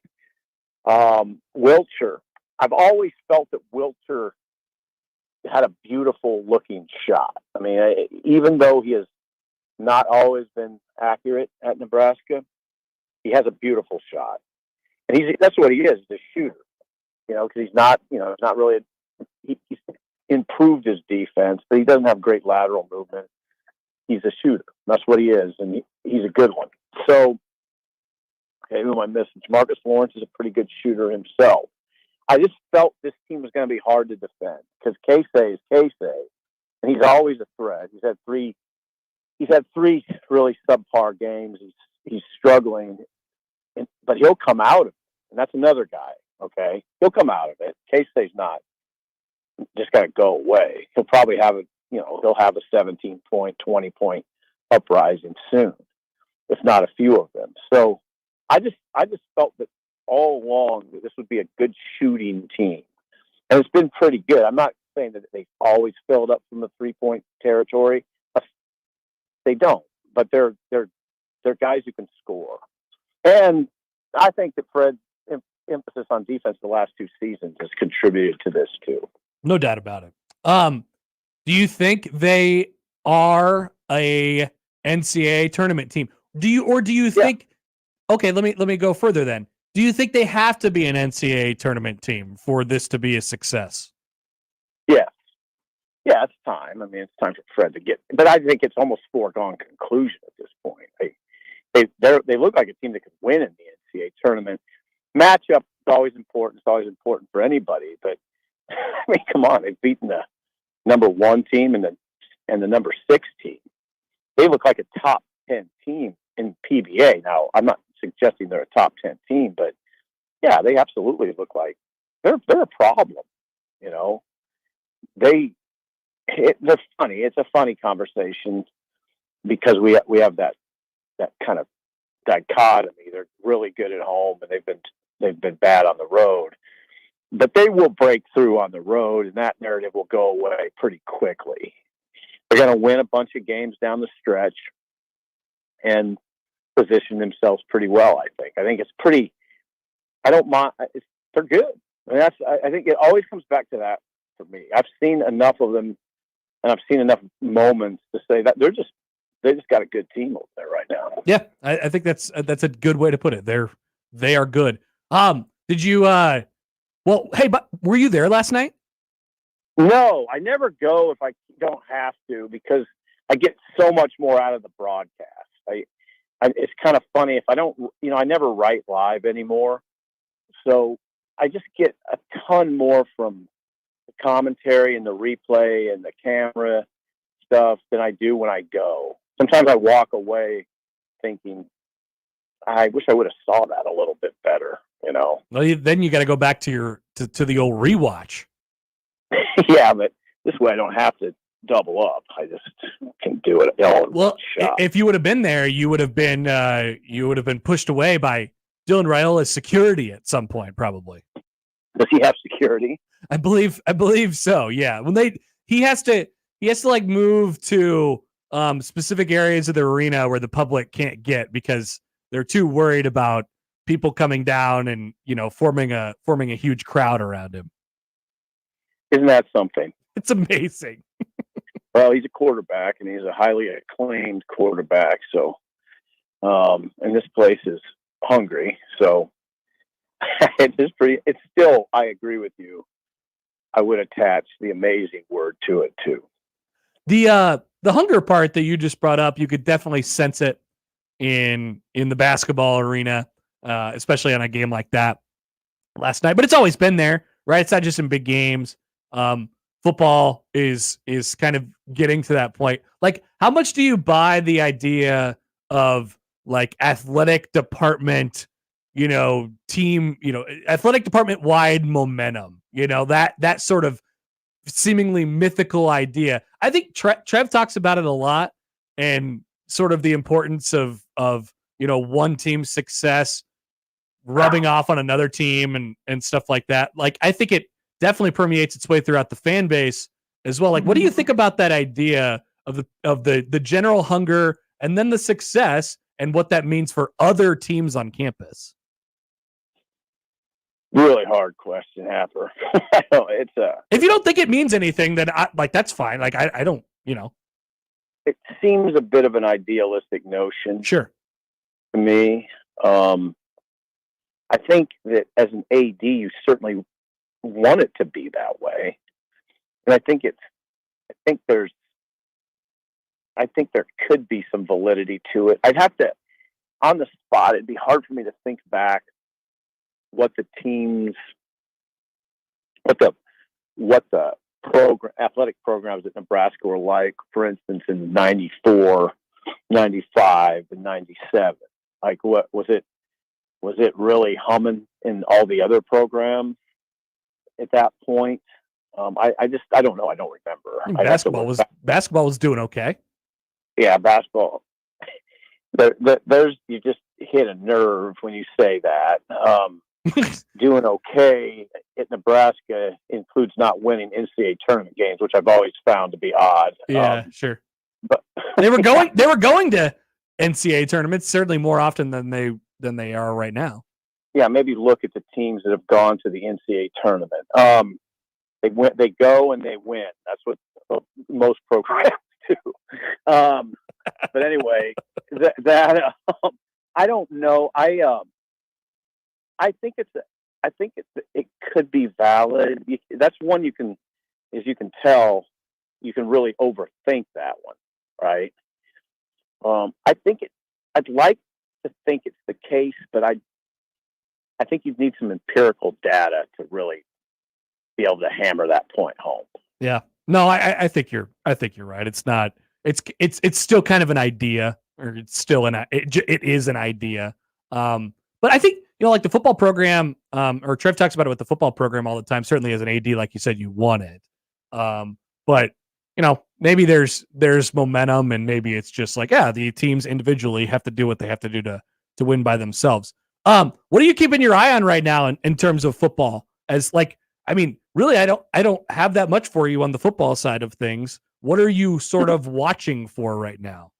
Well, next week, Matt Rule will have a press conference on Wednesday.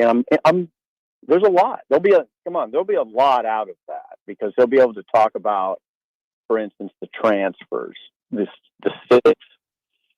six transfers and their potential impact. They'll be able to talk about Glenn Thomas and what that new staff configuration is going to look like, what Satterfield's job is. So I'm looking forward to that.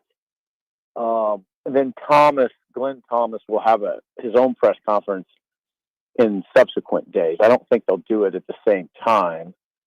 So and we haven't heard from Matt Rule for a while. Since what would you say it was? Since the last signing day. Yeah, right before Christmas. Yeah, right before Christmas. So it's been a period of time, and so he'll have a press conference on Wednesday, and then another pre-spring one, I imagine. But anyway, that's certainly something. Basketball. What other football topics? There's not a lot. I interviewed Ethan Piper yesterday, and it was fascinating. Fascinating to talk to him about not only his situation, which is his career's finished because of a horrific knee injury, but he has a lot of good insight into the program, and that's what I'll be writing. That's what I'll be writing this weekend. So it's slower. It's slower now. It looks like I'm going to have to ramp up the basketball column writing here now. I didn't know what if it would go that way or not, but I think last night pretty much hammered that home. Yep, looking that way. All right, Sipple, we'll let you go. Enjoy your weekend, and we'll talk to you later. Thank you, Connor. Thank you. Thank you for staying safe, Steven M Sipple. We appreciate that. I don't know very many people who would pull over to the side of the road just to get a good phone connection. and talk to us. Almost literally dropped everything he was doing for us. That's right. And the intersection of roads that he was at. Also revealed his precise location. Which is probably ill-advised. What's going to happen? People just probably hold his own. Knock on his window and say, Sipple, I love you. Mr. Sipple on every radio show in the state so far today. Just walk up to him, knock on his window, and shout, "Pineapple." It's a good plan. I don't know about that athletic department momentum thing. I figured I'd ask him though. But he didn't seem like he was buying in. No, and it's definitely not a Sipple made question, but he just happened to be the guy we were talking to at the moment. It's definitely not a thing that Sipple would buy into. But there's like something to everybody kind of being in good spirits about stuff. And when Trev buys into it, he definitely does. When the losing piles up over time, it creates this situation where you feel like, oh, football, basketball both suck, so baseball has to bail us out, right? And then it puts this like weird pressure, non-pressure on the baseball team, to perform or whatever it might be. Win the conference. Be a men's team that wins the conference. Yeah, it's just it's one thing after another. So if like you watch a basketball game, and this is how it fell apart, partly how it fell apart for Wisconsin last night. Nebraska started hitting shots. They started getting the momentum and getting their crowd into it. But also, they completely collapsed on offense. Nebraska had stretches in the first half like that, too. Just complete collapse. It's turnovers. We got guys tripping over each other. No one wants to make a play. We're setting screens on air, and you get into a situation where you're down by 15 and you're like, oh, my God, we really can't go down by 18. So I'm not sure if I want to shoot this. I don't know if I want to take this shot. And so that kind of energy has an effect over a period of time. Does it actually correlate to winning and losing? I don't know. But I figure we take a stab at it. All right, we'll come back. Still a couple things I want to hit, including why Iowa should cancel their football program. Whoa. The NCAA should cancel their football program. Okay. For a horrible, egregious act that they committed. Find out what it is next on 1620 The Zone. But happy Super Bowl to all who celebrate from FanDuel, America's #1 sportsbook. Super Bowl Sunday, just a little over a week away. You have time. Get your bets in, but get them in soon. FanDuel has this great offer for you, which is pretty cool. $200 in bonus bets if your first bet of $5 or more wins. There's also college basketball. There's anything else in between before the Super Bowl, but get your bets ready to go, just like your giant bag of Cool Ranch Doritos on Super Bowl Sunday. Visit FanDuel.com/Happer and sign up for $200 in bonus bets if your first bet of $5 or more wins. FanDuel.com/Happer. Make every moment more with FanDuel, an official sportsbook partner of the NFL. 21 and over, present in Iowa. $10 first deposit required. Bonus issued is now withdrawable bonus bets that expire 7 days after receipt. See terms at sportsbook.fanduel.com. Gambling problem, call 1-800-BETS-OFF. The best way to catch all the action is on 1620 The Zone. And no line for the bathroom. Wesley Financial Group is not a law firm. This story is called The Ugly Truth About Timeshare. If you think you've done your family a favor by buying a timeshare, you need my help. Hello, I'm Chuck McDowell, founder of Wesley Financial Group. 10 years ago, I started helping folks cancel their timeshare. And in the process, started what's now called the timeshare cancellation industry. The ugly truth is when you buy a timeshare, you can't tell me how much it's going to cost or when it's going to end. I recently helped a couple that had their maintenance fees go from $800 to $3,200 a year. They also received a $4,000 assessment for a hurricane that was over 1,000 miles away. Sound crazy? The crazy thing is this never ends. Call my office now. If we take you as a client, I guarantee we'll cancel your timeshare or you'll pay nothing. Call for your free information kit. Call 800-462-3333. That's 800-462-3333. 800-462-3333. The 20th ranked Omaha Maverick hockey team is coming off an overtime road sweep against St. Cloud State. This Friday and Saturday night, Maverick hockey takes on Minnesota Duluth at Baxter Arena. And the Maverick men's basketball team, with the second most wins in the Summit League, is making a run at the league title. The Mavs tip off against second place St. Thomas this Thursday. Let's pack the Baxter. Get your hockey and basketball tickets now by calling the box office at 402-554-MAVS or by going to omavs.com/tics. Roofing, siding, and gutters. Make the right call with the rooferees at John Higgins Weather Guard. The world's largest sports book in Las Vegas is available right at your fingertips in Iowa. The Circa Sports Iowa app is sports betting the way it should be. Bet anywhere in Iowa and experience high betting limits, tight money line splits, and exceptional customer service. Download your new bookie today. Visit circasports.com and start betting like a pro from anywhere in Iowa. If you or someone you know may have a problem with gambling, call 1-800-238-7633. If you're hiring, it can feel like you're trying to find a needle in a haystack. You can hope the right person comes along, or you can just use ZipRecruiter. And now you can try it for free at ZipRecruiter.com/radio. In fact, ZipRecruiter has helped a lot of business owners find their needle in a haystack, like Marco, president of operations at Telly Tires and Auto Centers. Because Telly Tires has grown a lot in the last few years, Marco needed to hire everyone from a receptionist to a store manager to a head mechanic. ZipRecruiter helps me find all the right people, even the most difficult jobs to fill. ZipRecruiter helps me keep my business running. Take it from Marco and millions of other businesses who've used ZipRecruiter. ZipRecruiter can help you find the needle in the haystack. See why 4 out of 5 employers who post a job on ZipRecruiter get a quality candidate within the first day. And right now, you can try ZipRecruiter for free. That's right, free at ZipRecruiter.com/radio. That's ZipRecruiter.com/RADIO. ZipRecruiter.com/radio. ZipRecruiter, the smartest way to hire.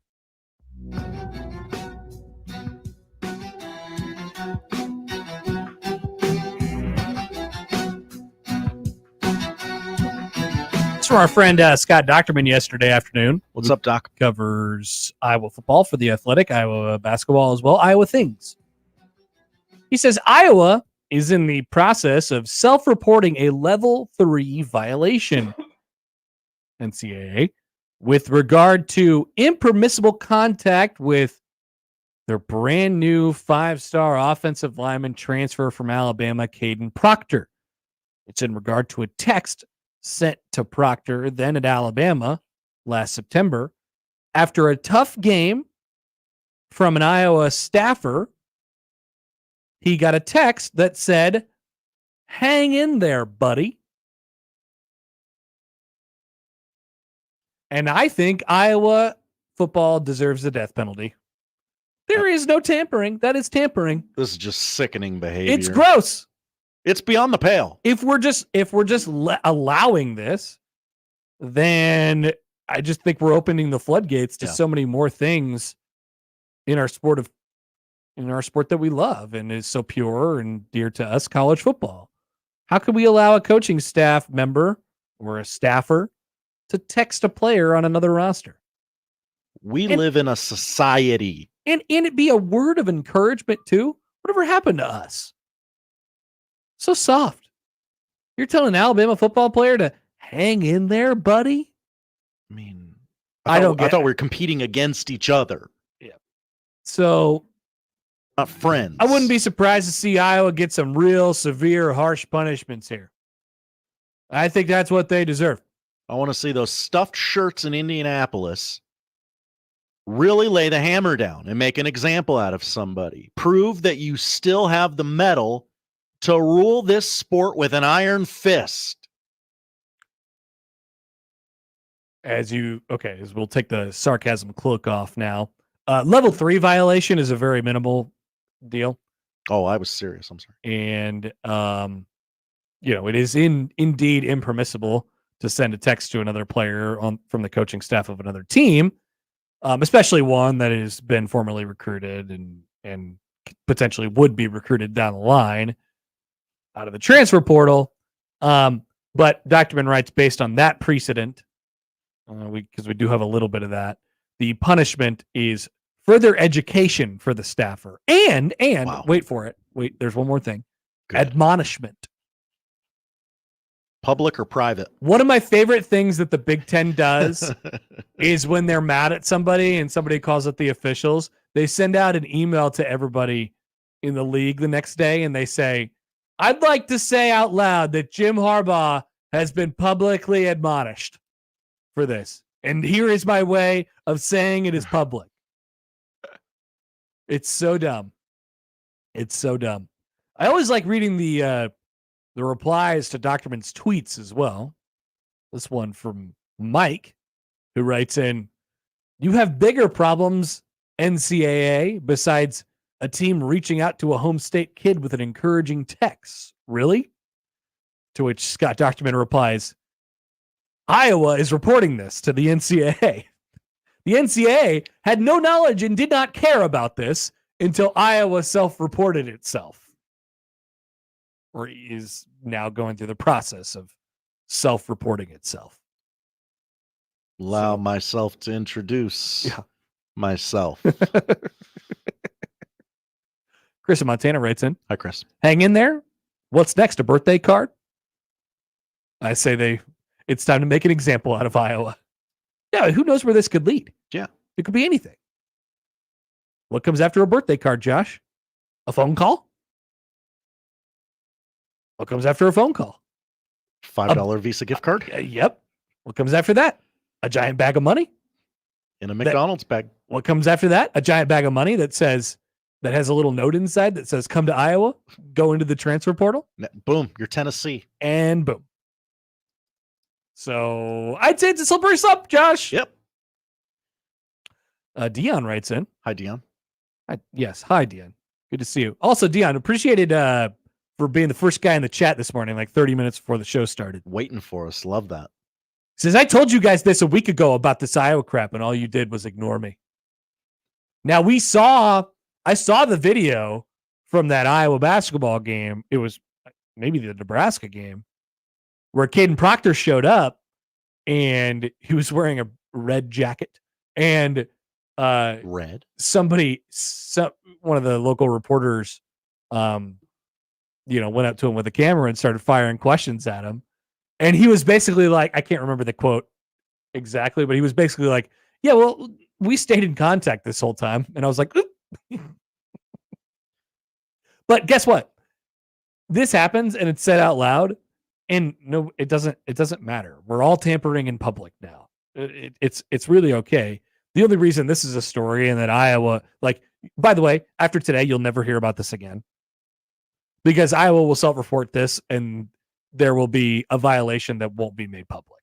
They will find that there will be a punishment that they'll have to levy upon this one staffer, and it will be take a class on how to not tamper. Okay, done. Watch it online, and you could do it on your own time. It's like diversion for tampering. I like that. Mustache Adam writes in. Hi, Mustache. Says the punishment should be number of words in the text equals number of years of bowl bans, probation, and scholarship reductions. Great idea. Agreed? That is the outside the box thinking we need. So in this case, we're dealing with four words. Quote, hang in there, buddy. Now, do you get another suspension, couple game suspension for a comma? Yeah, what's the punctuation? Is it good punctuation or bad? Maybe you reward good punctuation and punish. We're going to have to see bad those punctuation. screenshots. Yeah. We're going to have to see those screenshots. Release the screenshots. Yep. I want to see the court documents. I want to see everything, just like the Alabama baseball coach. If you knew what I knew. God, what an idiot. I can't get over that. I was thinking these bets fast. I was thinking about that all day yesterday. I could not believe that. We already knew it was the dumbest thing that's ever happened, but it got dumber. It found a way. Matt emails in. Hi, Matt. You guys are just jealous. Iowa is the new pipeline, smiley face. Very. I don't know what you're talking about. I demand law and order. Boom, boom. All right, quick break. Once again, we still have tickets. We'll definitely find a way to get those to you. Absolutely. In the coming segments of the show. We'll talk about the Jays tonight as they host Butler at a very mutually agreed upon tip-off time of 8 o'clock. And also, we got to mention the Maverick Mojo. Don't fight it. I wouldn't dare. All to come on the Connor Happer Show on 1620 The Zone. Live from the Host Coffee Studio, this is 1620 The Zone. Score big savings this weekend only at NFM. Supercharge your fan cave experience. Get everything from electronics to seating and more. Save up to $1,300 on select TVs and get free next day delivery on TVs 51 inches or larger. Get up to 65% off recliners. Save on game day essentials like select Weber griddles and air fryers. Plus 24-month financing is available on qualifying purchases only at NFM. Local metro areas. Minimum monthly payments required. 18% APR. Some exclusions apply. See store for details. Meet Cheryl. Hey. She's on vacation and lost in the moment. Unfortunately, so is her Chase debit card. It's got to be somewhere. Maybe she lost it at salsa night. These skirts should have pockets. Or maybe she lost it at Pilates.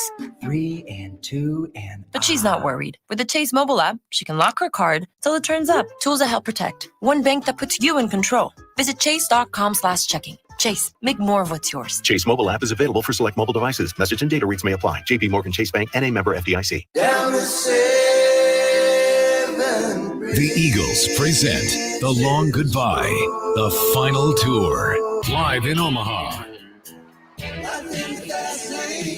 With special guest Steely Dan. Are you reeling in the Eagles, CHI Health Center, Saturday, February 10th. Get tickets now at Ticketmaster.com.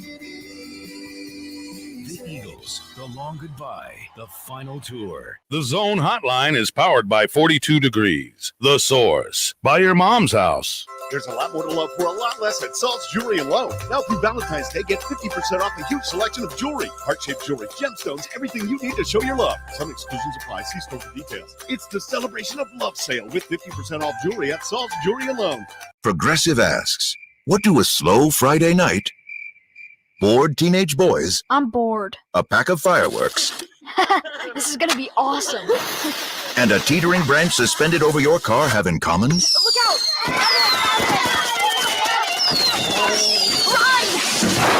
They can quickly wreak havoc on your slow Friday night. Uh-oh. Bundle your home and auto with Progressive for great savings and round-the-clock protection. Progressive Casualty Insurance Company, affiliates, and other insurers. Not available in all states or situations. The back seat. Check the back seat. All right, come here. Check the back seat. Gets in your head, right? Good. Because every year, dozens of children are forgotten in the backseat of a car by a parent or caregiver. All never thought it could happen to them. But with changes in routines, distractions, or a sleeping child, it can happen to anyone. Parked cars get hot, fast, and can be deadly. So get it in your head. Check the back seat. A message from NHTSA and the Ad Council. Tickets for less. Best seats, best prices, no service fees. Shop ticketsforless.com. KOZN Bellevue, Omaha, Council Bluffs. This is 1620 The Zone.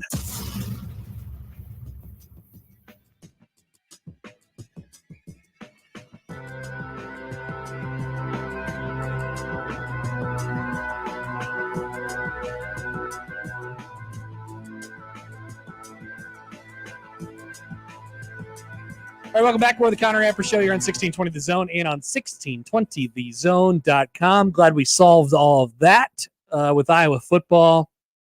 Death penalty. That's what Chris wonders on the text line. How's it's not the death penalty? Travis says, this snowball that Iowa started will only get bigger. Terrible. Absolutely terrible. Sad state of affairs. Chris in Montana, just data points to consider.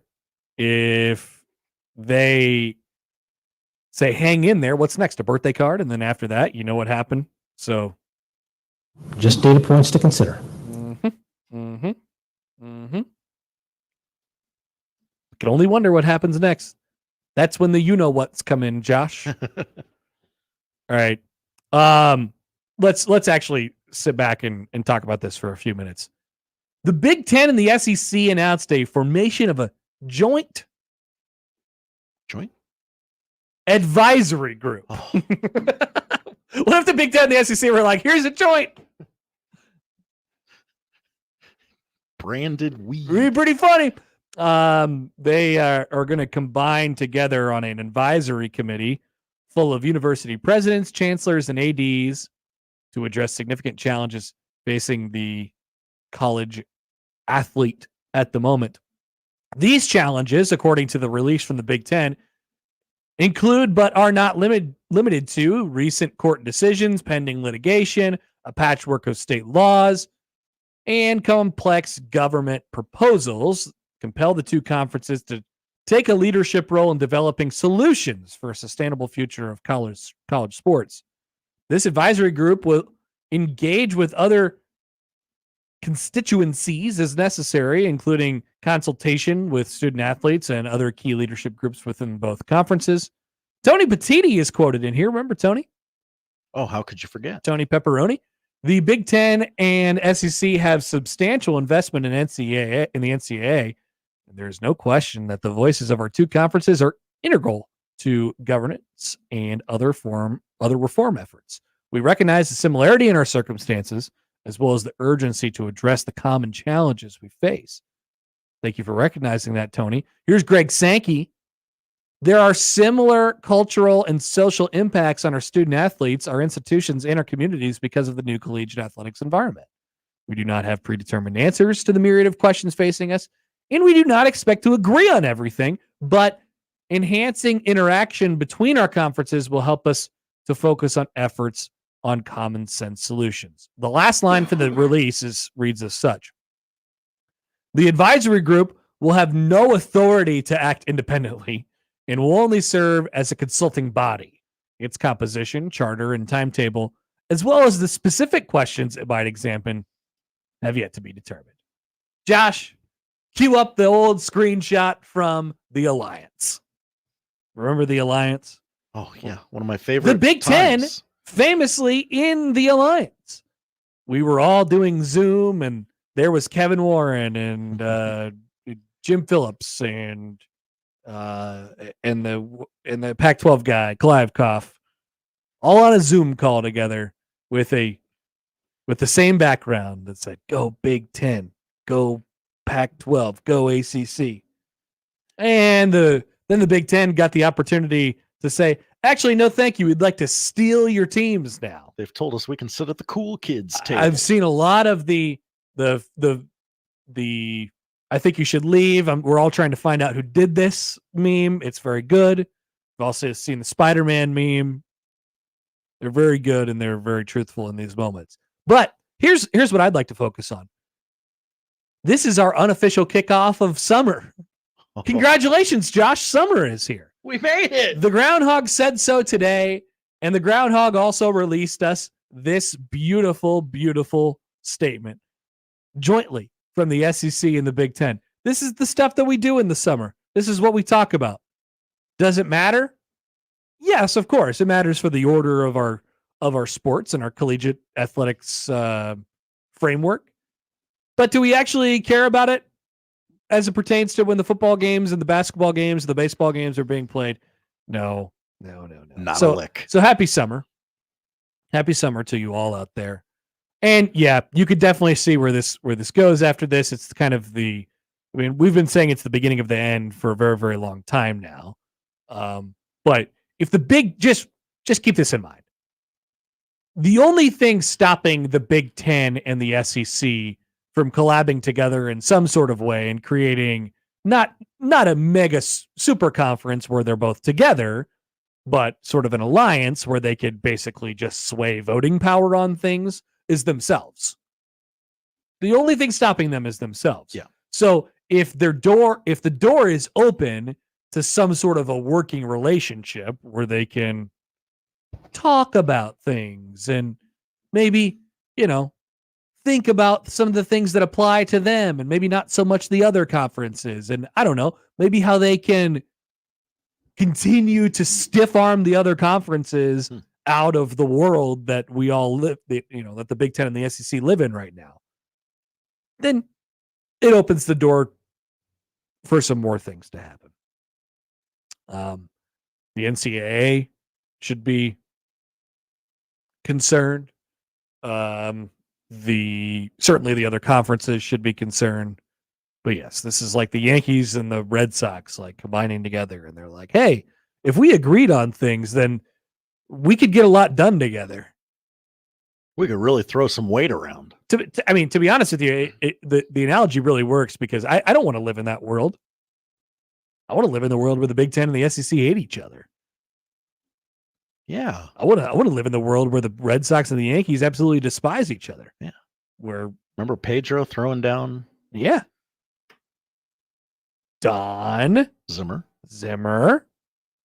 Remember Jason Alex Varitek? Yeah. Remember Alex Rodriguez slapping that ball out of that guy's glove? Oh yeah. It was fun. A-Rod was in a couple fights.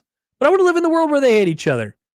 And they disagree on everything just for the sake of them disagreeing on stuff. But unfortunately, we've found two major corporations here. It's another equivalency. Like we found two major corporations here that have figured out the real life hack, which is, oh my God, if we just combined Google and Amazon, could you imagine? Shut up. What would we do? What would happen? And not that the Big Ten and the SEC are combining with each other right now, but if they agree on some things, they have some discussions, then yeah, I think you could see which way this is going to go. We can get anything we want. Yeah, they can get anything they want. Yes. Not necessarily what college football wants, and definitely not what other conferences want. But yeah, college football playoff, voting power, things like that. It's basically that's what it is. Take that, big idea commissioner. That's Big 12 commissioner idea, man, to you, Josh. Big 12 idea commissioner, man. you can combine all those words around if you want to. They're interchangeable. I forgot his name, honestly, at this point. I don't know. It's not the summer anymore. Yormark? Yes, that's it. Thank you. I don't know his first name. Brett Yormark. You only remember that from the WWE press release that they did, probably. That's right. Remember at the Big 12 championship game when the Undertaker was there with the Big 12 championship belt and there was WWE logos all over the field? Honestly, we're going to have to refamiliarize ourselves, Josh. I forgot who all the commissioners are. Well, summer started early this year. Summer just began early. Thank you, Mr. Groundhog. Plenty of time to get our ducks in a row. Thank you, Tony Petiti. And thank you, Mr. Sankey, who I know you'll be in town this summer for the College World Series. Asian Joe writes in, 1 o'clock. Which starts at 1 o'clock famously and very, very popularly. Asian Joe writes in. Hi, Joe. Josh, come on. Just say Asian Joe. It's Hi, fun. Asian. Yeah, no, that's worse. Hi, Joe. Hi, Asian Joe. There it is. What do I do with my hands? This sounds like a pro wrestling trope where two powerhouses combine to create an unstoppable tag team or faction, but eventually human nature of power, ego, and greed takes over, and they can't coexist, and they go back to wanting to destroy one another. We are in the mega powers. That's almost exactly what happened with the Alliance. But are we? Remember the Alliance? Yeah. The question is, though, is the Big Ten Hulk Hogan or Macho Man Randy Savage? I wouldn't know. Help me. What are each of their qualities? Well, the Hulk Hogan was the hood ornament, the driving force, the big star. Macho Man was the workhorse. The people's champion, so to speak. I think the Big Ten might be Macho Man Randy Savage. The Big Ten's the workhorse? Yeah. I totally agree. Doing the grunt work. Although that might change with Alabama out of the well, not that Alabama's out of the equation, but if they don't keep chugging along at that rate. Changes things. 12-team playoff, though. I don't know if you're familiar with that. Yeah, things are a little bit different now. So, yeah, I mean, pretty routine stuff. But I just wanted to say happy summer. So you better get your car washes now. It's time. Do you stock in a car wash? You got to clean those suckers up. No, it's just car wash week, Josh. I'm trying to make it stick. By the way, we got a tweet from Hockey Dad earlier who said he's washed his car 3 times this week. Oh, Hockey Dad's got a subscription. It's a little excessive. Hockey Dad feels like he probably does it himself, though. Jamie writes in. Hi, Jamie. Did Josh just say, hey, Asian? Yeah, like I say, hey, mustache. Hey, amazing. Hey. You're just making it harder on yourself. All right. Don't come at me without a first and last name. I wouldn't know what to do if Cher walked in. Josh, I have something for the people. For the people. Creighton plays Butler tonight. The show is for the people. At 8:00. It is sold out. It's sold out as hell. You can't get into that thing. But guess what? The little birdie just came over, caw, and gave us 2 tickets. They're like, whoa, we just found these on the ground somewhere. Here's 2 tickets to tonight's Creighton and Butler basketball game, which once again, popularly starts at 8:00. We love 8:00 starts. Prime time. And if you would like to go to that basketball game tonight, I'm going to make it really, really easy for you. Oh, wow. I was trying to come up with a trivia question the entire show on the fly. I checked Rob's notes. I could have came up with several. I think they would have been too hard. So we're going to make it easy for you. Butler's 6th all-time leading scorer. Go. Well, interesting that you said number 6, Josh, because caller number 6 to 402-951-1620 right now wins 2 tickets to tonight's Creighton and Butler basketball game, a Big East affair. Caller number 6, 402-951-1620 on the 42 Degrees Source hotline right now wins tickets to Creighton and Butler tonight. Matt Howard was the answer. We'll be back with more next on 1620 The Zone. The Connor Happer Show. Follow us on Twitter @Happer Show for all the latest news and views. We may even say something interesting once in a while. Unlikely. Really, guys? Your Omaha area forecast from the Godfather's Pizza Weather Center and KETV News Watch 7 on 1620 The Zone. Mostly cloudy skies Friday, becoming breezy late this afternoon and tonight. A high this afternoon in Omaha, 52 degrees with southeasterly winds up to 20 miles an hour. Mostly cloudy and breezy tonight with a 20% chance of overnight light showers, a low of 43 with southeasterly gusts again up to 20 miles an hour. I'm meteorologist Caitlin Harvey with KETV Newswatch 7. This is a sale so hot, Standard Heating and Air can only do it once a year. Right now, buy a Carrier air conditioner from Standard Heating and Air and get a free furnace. Now that's a hot deal. Carrier, turn to the experts. Whoa, Sandra. So, in less than a week, you'll have my forklift operator certificate. And Joseph, you're quick to respond? Yeah, with my degree in paramedicine, I'll be a first responder? Cool. Bella, where are you off to? Just knocking out my gen eds before transferring to the university? Smart way to say, Bella. Get up to speed with your me time. On campus, online, on your schedule. Get started at mccneb.edu/me. Classes start March 7th. This is me at MCC. It's history in the making as the Omaha Supernovas, your Major League Volleyball team, continue their inaugural season as they host the San Diego Mojo on Saturday, February 3rd at 6 p.m. World-class professional volleyball right here in Nebraska at the CHI Health Center. Secure your tickets and get to know your Supernovas by visiting supernovas.com. That's supernovas.com. Over the past few years, the COVID-19 pandemic has affected how we live our daily lives. Today, we also face a mental health pandemic that threatens our well-being as we attempt to rebuild our social networks and communities. The pandemic has reminded us to value family, community, and our human connections. However, it has also left many of us feeling more isolated, confused, and alone, struggling to find meaning amid loss and uncertainty. Today, 1 in 5 Americans experience emotional and mental health challenges, but many of us do not understand what we are facing or know how to ask for help. At the American Psychiatric Association Foundation, we understand what you are going through, and we are here to help. Our vision is to build a mentally healthy nation for all. We work every day to eliminate stigma, combat mental illness and substance use disorders, and advance mental health. If you or someone you love needs help, you are not alone. Please visit mentallyhealthynation.org to learn more. Like eating out? Like saving money? Then get to Cops at 180th and Center, Shadow Lake Town Center, or 72nd and Jones for their daily specials. Tuesday is $3 off all burgers and sandwiches. Wednesday, buy any specialty pizza and get a one-topping 50% off. Then Thursday, all wings are $1 each when you order 10. And this just in, all Cops locations now offer their own delivery service. Click copspizza.com to see the menu. Cops, pizza, and so much more.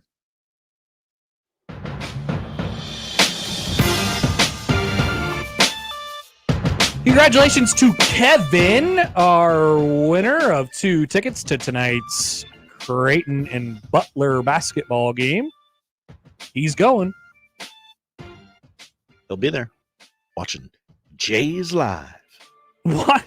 Yes, I hope so. I hope watching Jays live.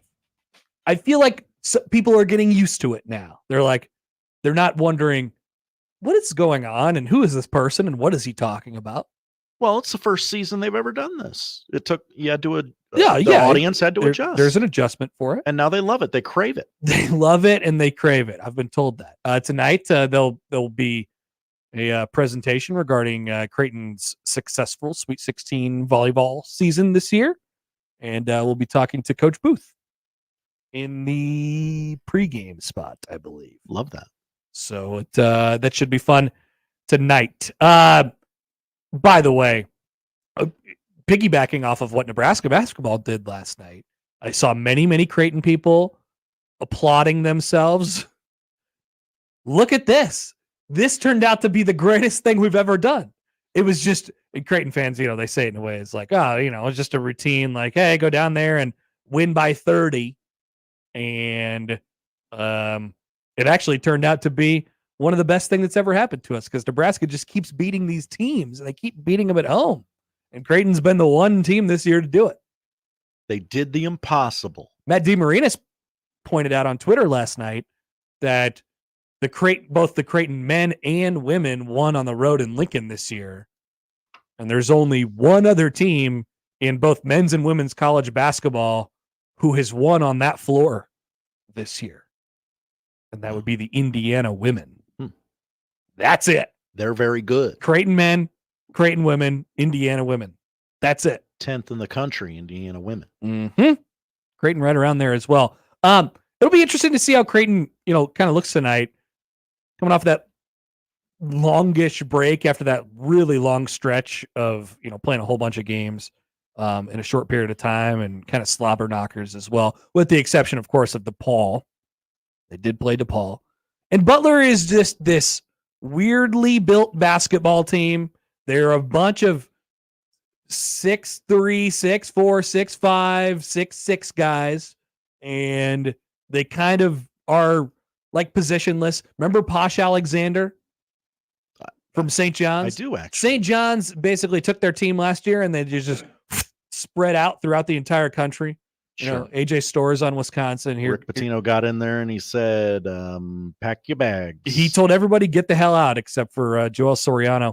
Posh Alexander is on Butler now, so he'll be there tonight if you're looking for a familiar name.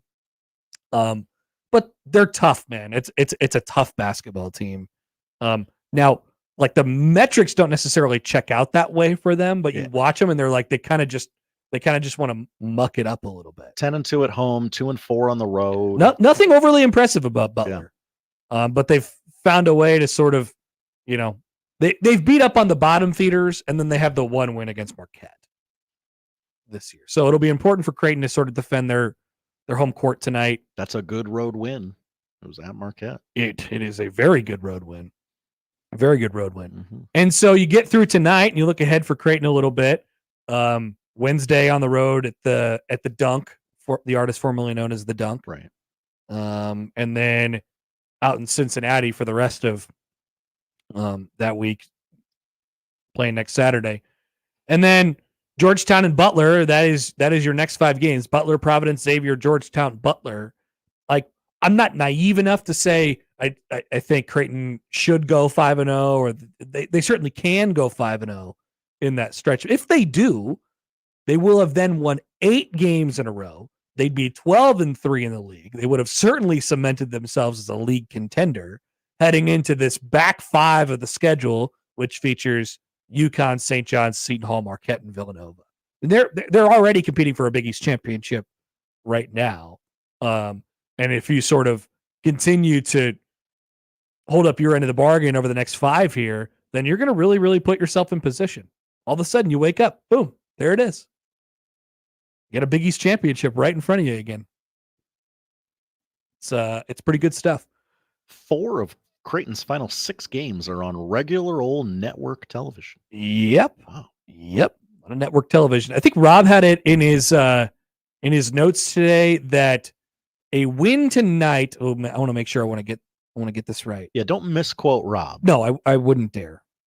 Although there's so many things in here that he says a lot. Sometimes difficult. I believe a win tonight would make Creighton 8-0 in conference games not broadcasted by Bill Raftery. Yes, that was it. That was in Rob Anderson's notes. It is Connor Onion and Nick Baugh tonight. Not Bill Raftery? Correct. Okay. Let me see. Creighton would improve to 8-0 in the Big East this season when Bill Raftery isn't on the call. Doesn't that just kind of tickle you a little bit? Get that guy out of here. No, I love Bill. But Creighton's taking their 3 losses without him, or with them there. Hope Nick Baugh's voice is okay.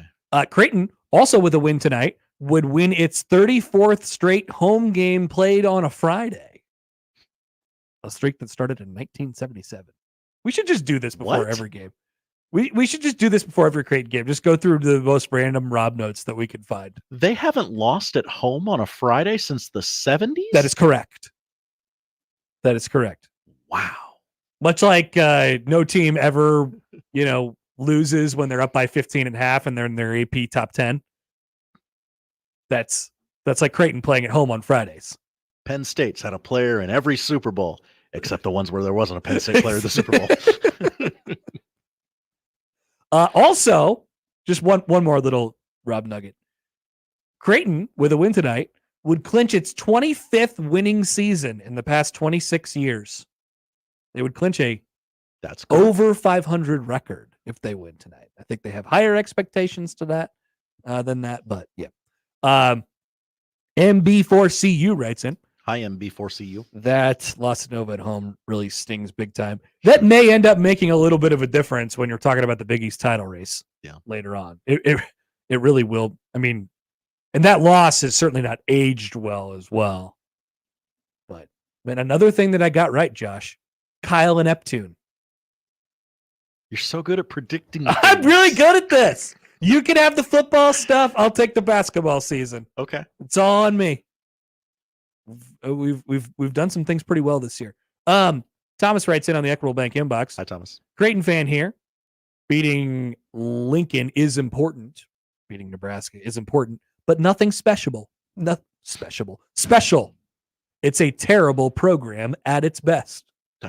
I didn't say that. That wasn't me that said that. This is the best. That's not my burner. Like Nebraska, Creighton, they play at the same time. Like Nebraska will do something. And like you just see the chirps back and forth last night between Creighton and Nebraska fans. And the Nebraska fan base thinks the Creighton fans live rent-free in their heads. And the reverse also is happening all the way around. The one I saw last night was pretty funny, which was like, Creighton fans or Creighton people were like touting the idea that they had one in Pinnacle Bank Arena, one on the road in Lincoln. And Nebraska fans were like, yeah, well, 2 top 10 road wins or 2 top 10 wins this year. Where's Creighton's? Where's any of Creighton's top 10 wins this year? Creighton's had a chance to do. Certainly, they played number 1. I don't know if they played the number 6 team in the country this year, but they've played some highly ranked teams this year. They're going to play number 1 at home coming up here in a couple weeks. Yep. I'm not sure if Marquette was top 10 when they met them on the road, but they're going to play them at home. I just closed it. Yeah. Anyway, but it's just like, what are we yelling about? Like, why are we yelling about these things? Why are we just quoting innocuous stats? Oh yeah. Well, Nebraska won a whole bunch of football national championships. People forget about that. Did you remember that Nebraska won that basketball game last year in Omaha? It was 63-53. Marquette listed as 10th on top 10 this December 30th. How about you take advantage, Jays? Mm-hmm.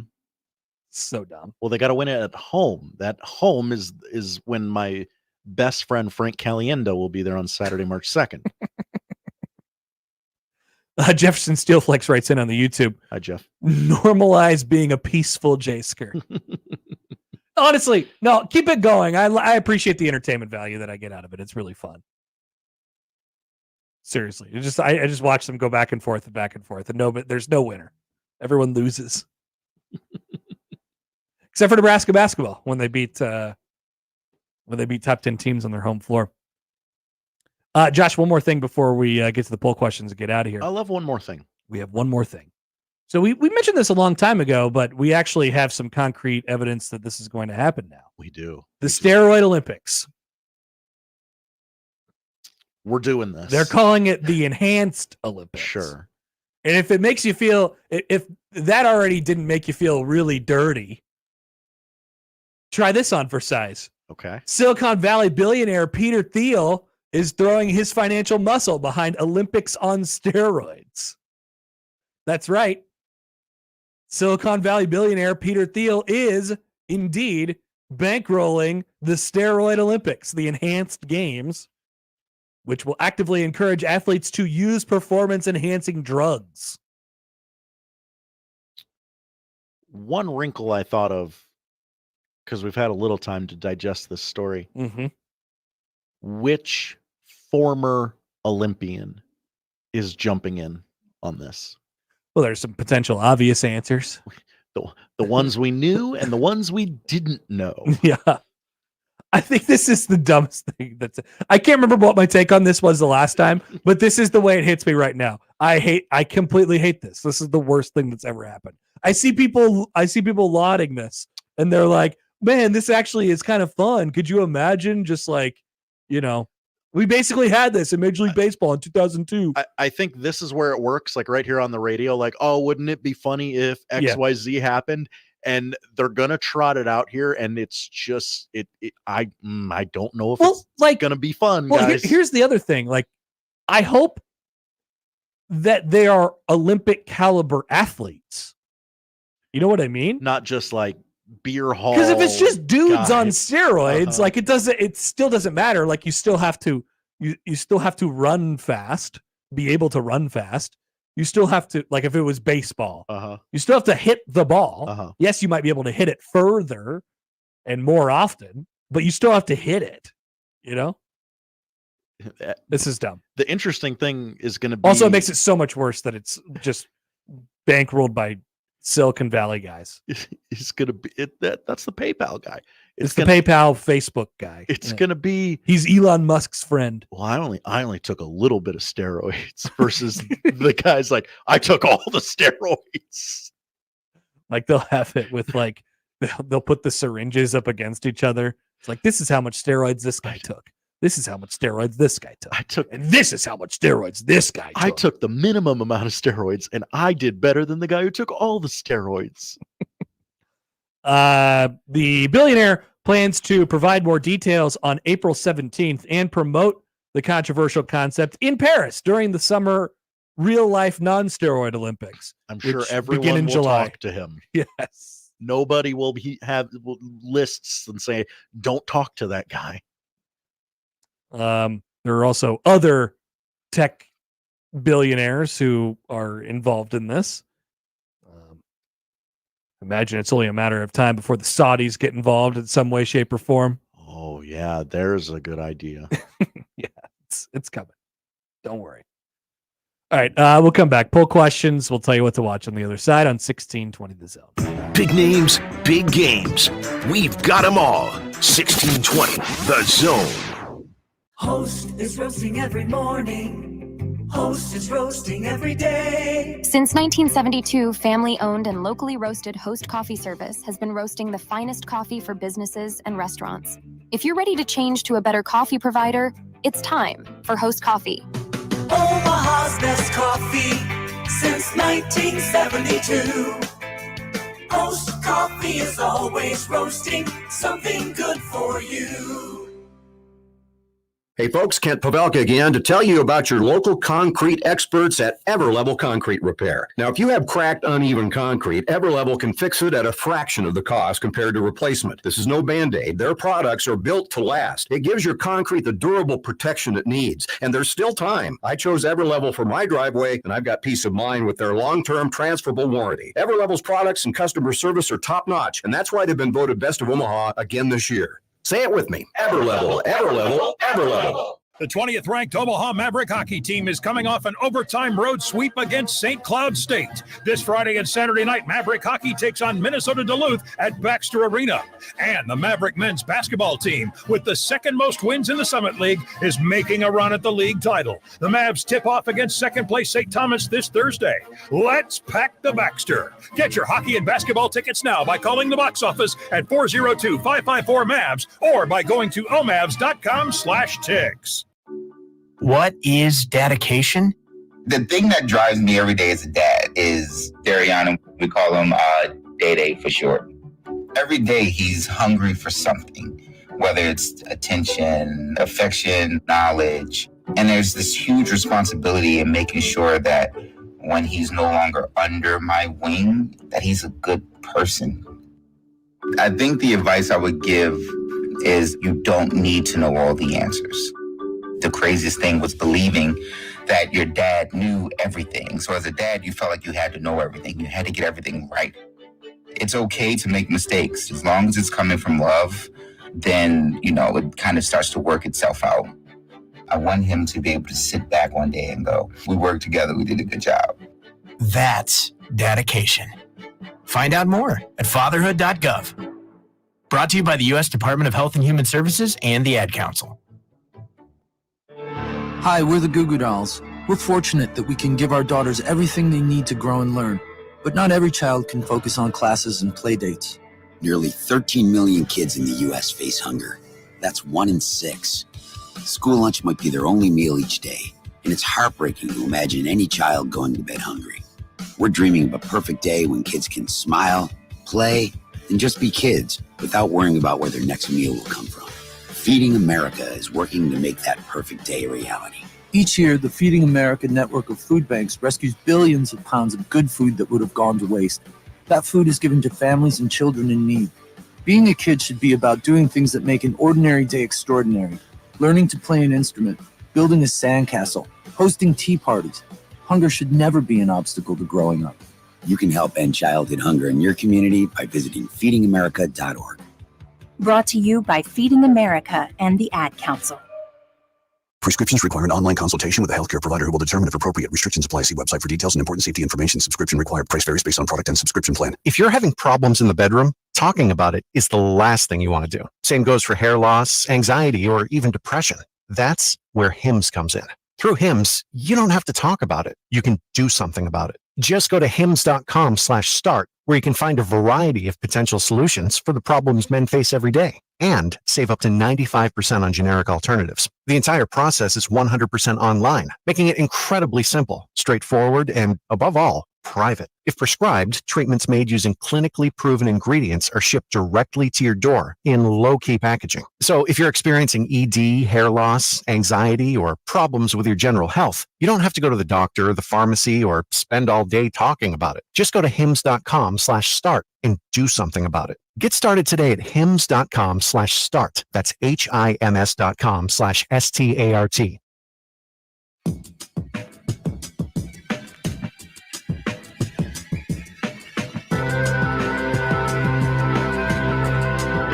All right, there's a couple things here real quick. We need our sad intro music. Well, yeah. Well, I guess we should get to the sad part first, but I did want to get to that text. We need our 1620 The Zone injury music. Yeah. Reportedly, we have lost Carl Weathers, who, of course, now what you know him from is based upon personal taste. Is he Chubbs Peterson to you? Is he? That's where I loved him first. Is the Apollo Creed? Same. Absolutely same. Like, I didn't get the bit of how big of a deal it was for him to be there. Right. At first, I just thought he was Chubbs. Mm-hmm. And then I got around to watching all the Rocky movies, and I thought, okay, I get it now. This guy's great. I'm starting to understand. I've also seen Little Nicky. Any other Carl Weathers movies that I've seen? You said you've seen a little bit of Predator. I did watch the beginning of Predator before I quit your podcast. College World Series got in the way. You didn't quit. Arrested Development, I believe you. Oh yeah, he showed up in that. You were a watcher of that as well. Yeah, but it appears that we have lost Carl Weathers today at age 76. It's very, very sad. Let's all watch Action Jackson this weekend, okay? Let's do that. Or Happy Gilmore again, or Rocky, or Rocky 2, or Rocky 3, or Rocky 4. Rocky 4 would be a little bit on the nose, sadly. Who would? All right, here's the text from Pedro. Hi, Pedro. Once again, Pedro always has the signature on his text. Hi, guys. Connor, you have a lot of confidence in everything you do. I was just wondering if you do your own taxes. Oh, great question. No, I did not. No, I did not. I got a guy. I got a lady. You got a, but you have a quote unquote guy. Uh-huh. Yeah, you got to have a guy. Yeah. I wouldn't know what I was doing. Peace of mind. The IRS would come for me immediately if I tried to do my own taxes. Yeah. I wouldn't have any idea. I'm working in 2 different states. I can't do my own taxes. Oh yeah. I have like 6 jobs. Mm-hmm. There's too much going on. Mm-hmm. One more thing before the poll questions. Fox will introduce the Caitlin Clark cam. I've got that on what to watch for Iowa at Maryland women's basketball on Saturday evening. This will be streamed live on TikTok. The camera follows Caitlin Clark while she's on offense. It will follow game action when she's on defense or on the bench.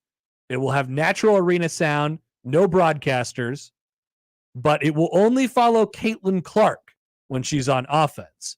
As for the game itself, you could watch on Big Fox with Gus Johnson, Stephanie White, and Kim Adams. This is the first time that Fox Sports has streamed live game content on TikTok. Welcome to 2024, folks. We're finally here. It's an interesting way to do it.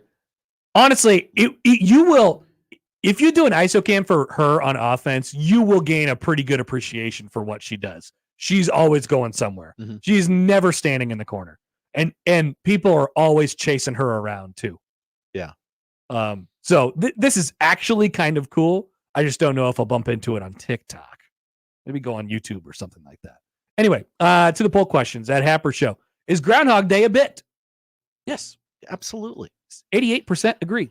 Good. Would you rather, or would you be starstruck to see Greg Oden? Not starstruck. I'd be like, oh my gosh, who is that giant? And then you'd figure it's Greg Oden. Oh.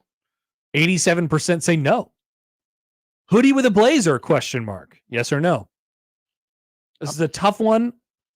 I'm going to say no. I'm going no as well. 76% say no. Is Indiana overpopulated? I'm going to say yes for the bit. I think clearly yes. 60% say no. And those are the poll questions. Josh, what are we watching tonight? We've got basketball tonight on NBA TV. Warriors at the Grizzlies. I don't know who's left on that team, but they will trot a team out there. Sipple will not be there this Friday night. No. Lakers Knicks tomorrow night, 7:30 on ABC. Clippers Heat Sunday at 5 on ESPN. Big weekend in college basketball. Butler at Creighton tonight. 8 o'clock tip on FS1. Our coverage on 1620 The Zone gets rolling at 6 o'clock today. But it's really on right now. Well, yeah. This is like, consider this beginning of your 6 hours of pregame. The pre-show. It started at 6 a.m. Number 1, UConn has an interesting game tomorrow at St. John's, 11 a.m. on Big Fox.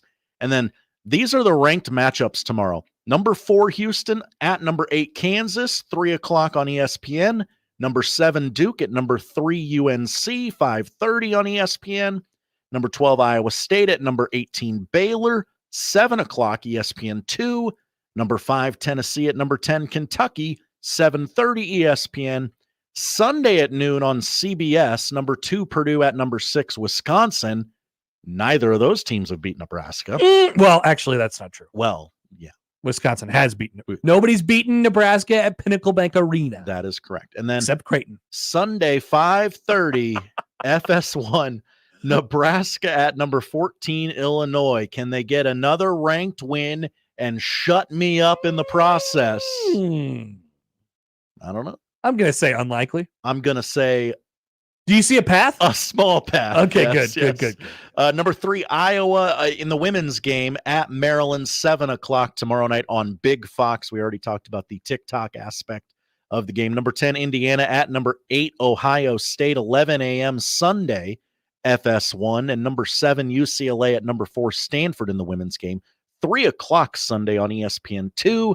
The Pro Bowl is Sunday, 2:00 on ABC. Oh, good. Hockey has an all-star game this weekend in Toronto, 2:00 tomorrow on ABC.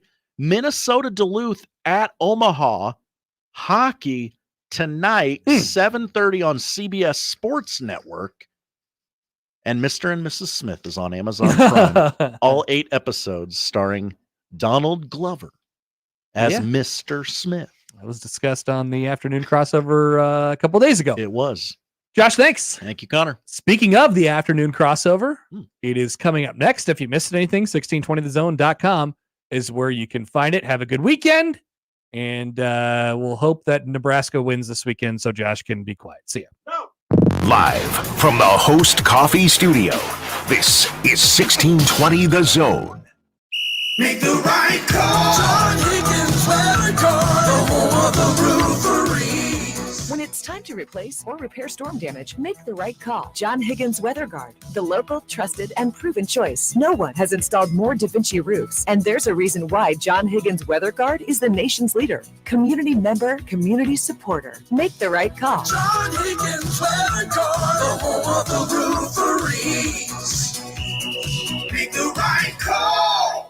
Timber Creek Pizza Pub and Grill serves pizza with an unforgettable pizza sauce, fresh ingredients in unique combinations of bold flavors. Try customer favorites like the 3 Oinks and a Moo, the Mountain Man, or the Upset Grizzly Bear. There are daily specials and menu items like tacos, salads, wings, and burgers. Stop in and check out Timber Creek's family-friendly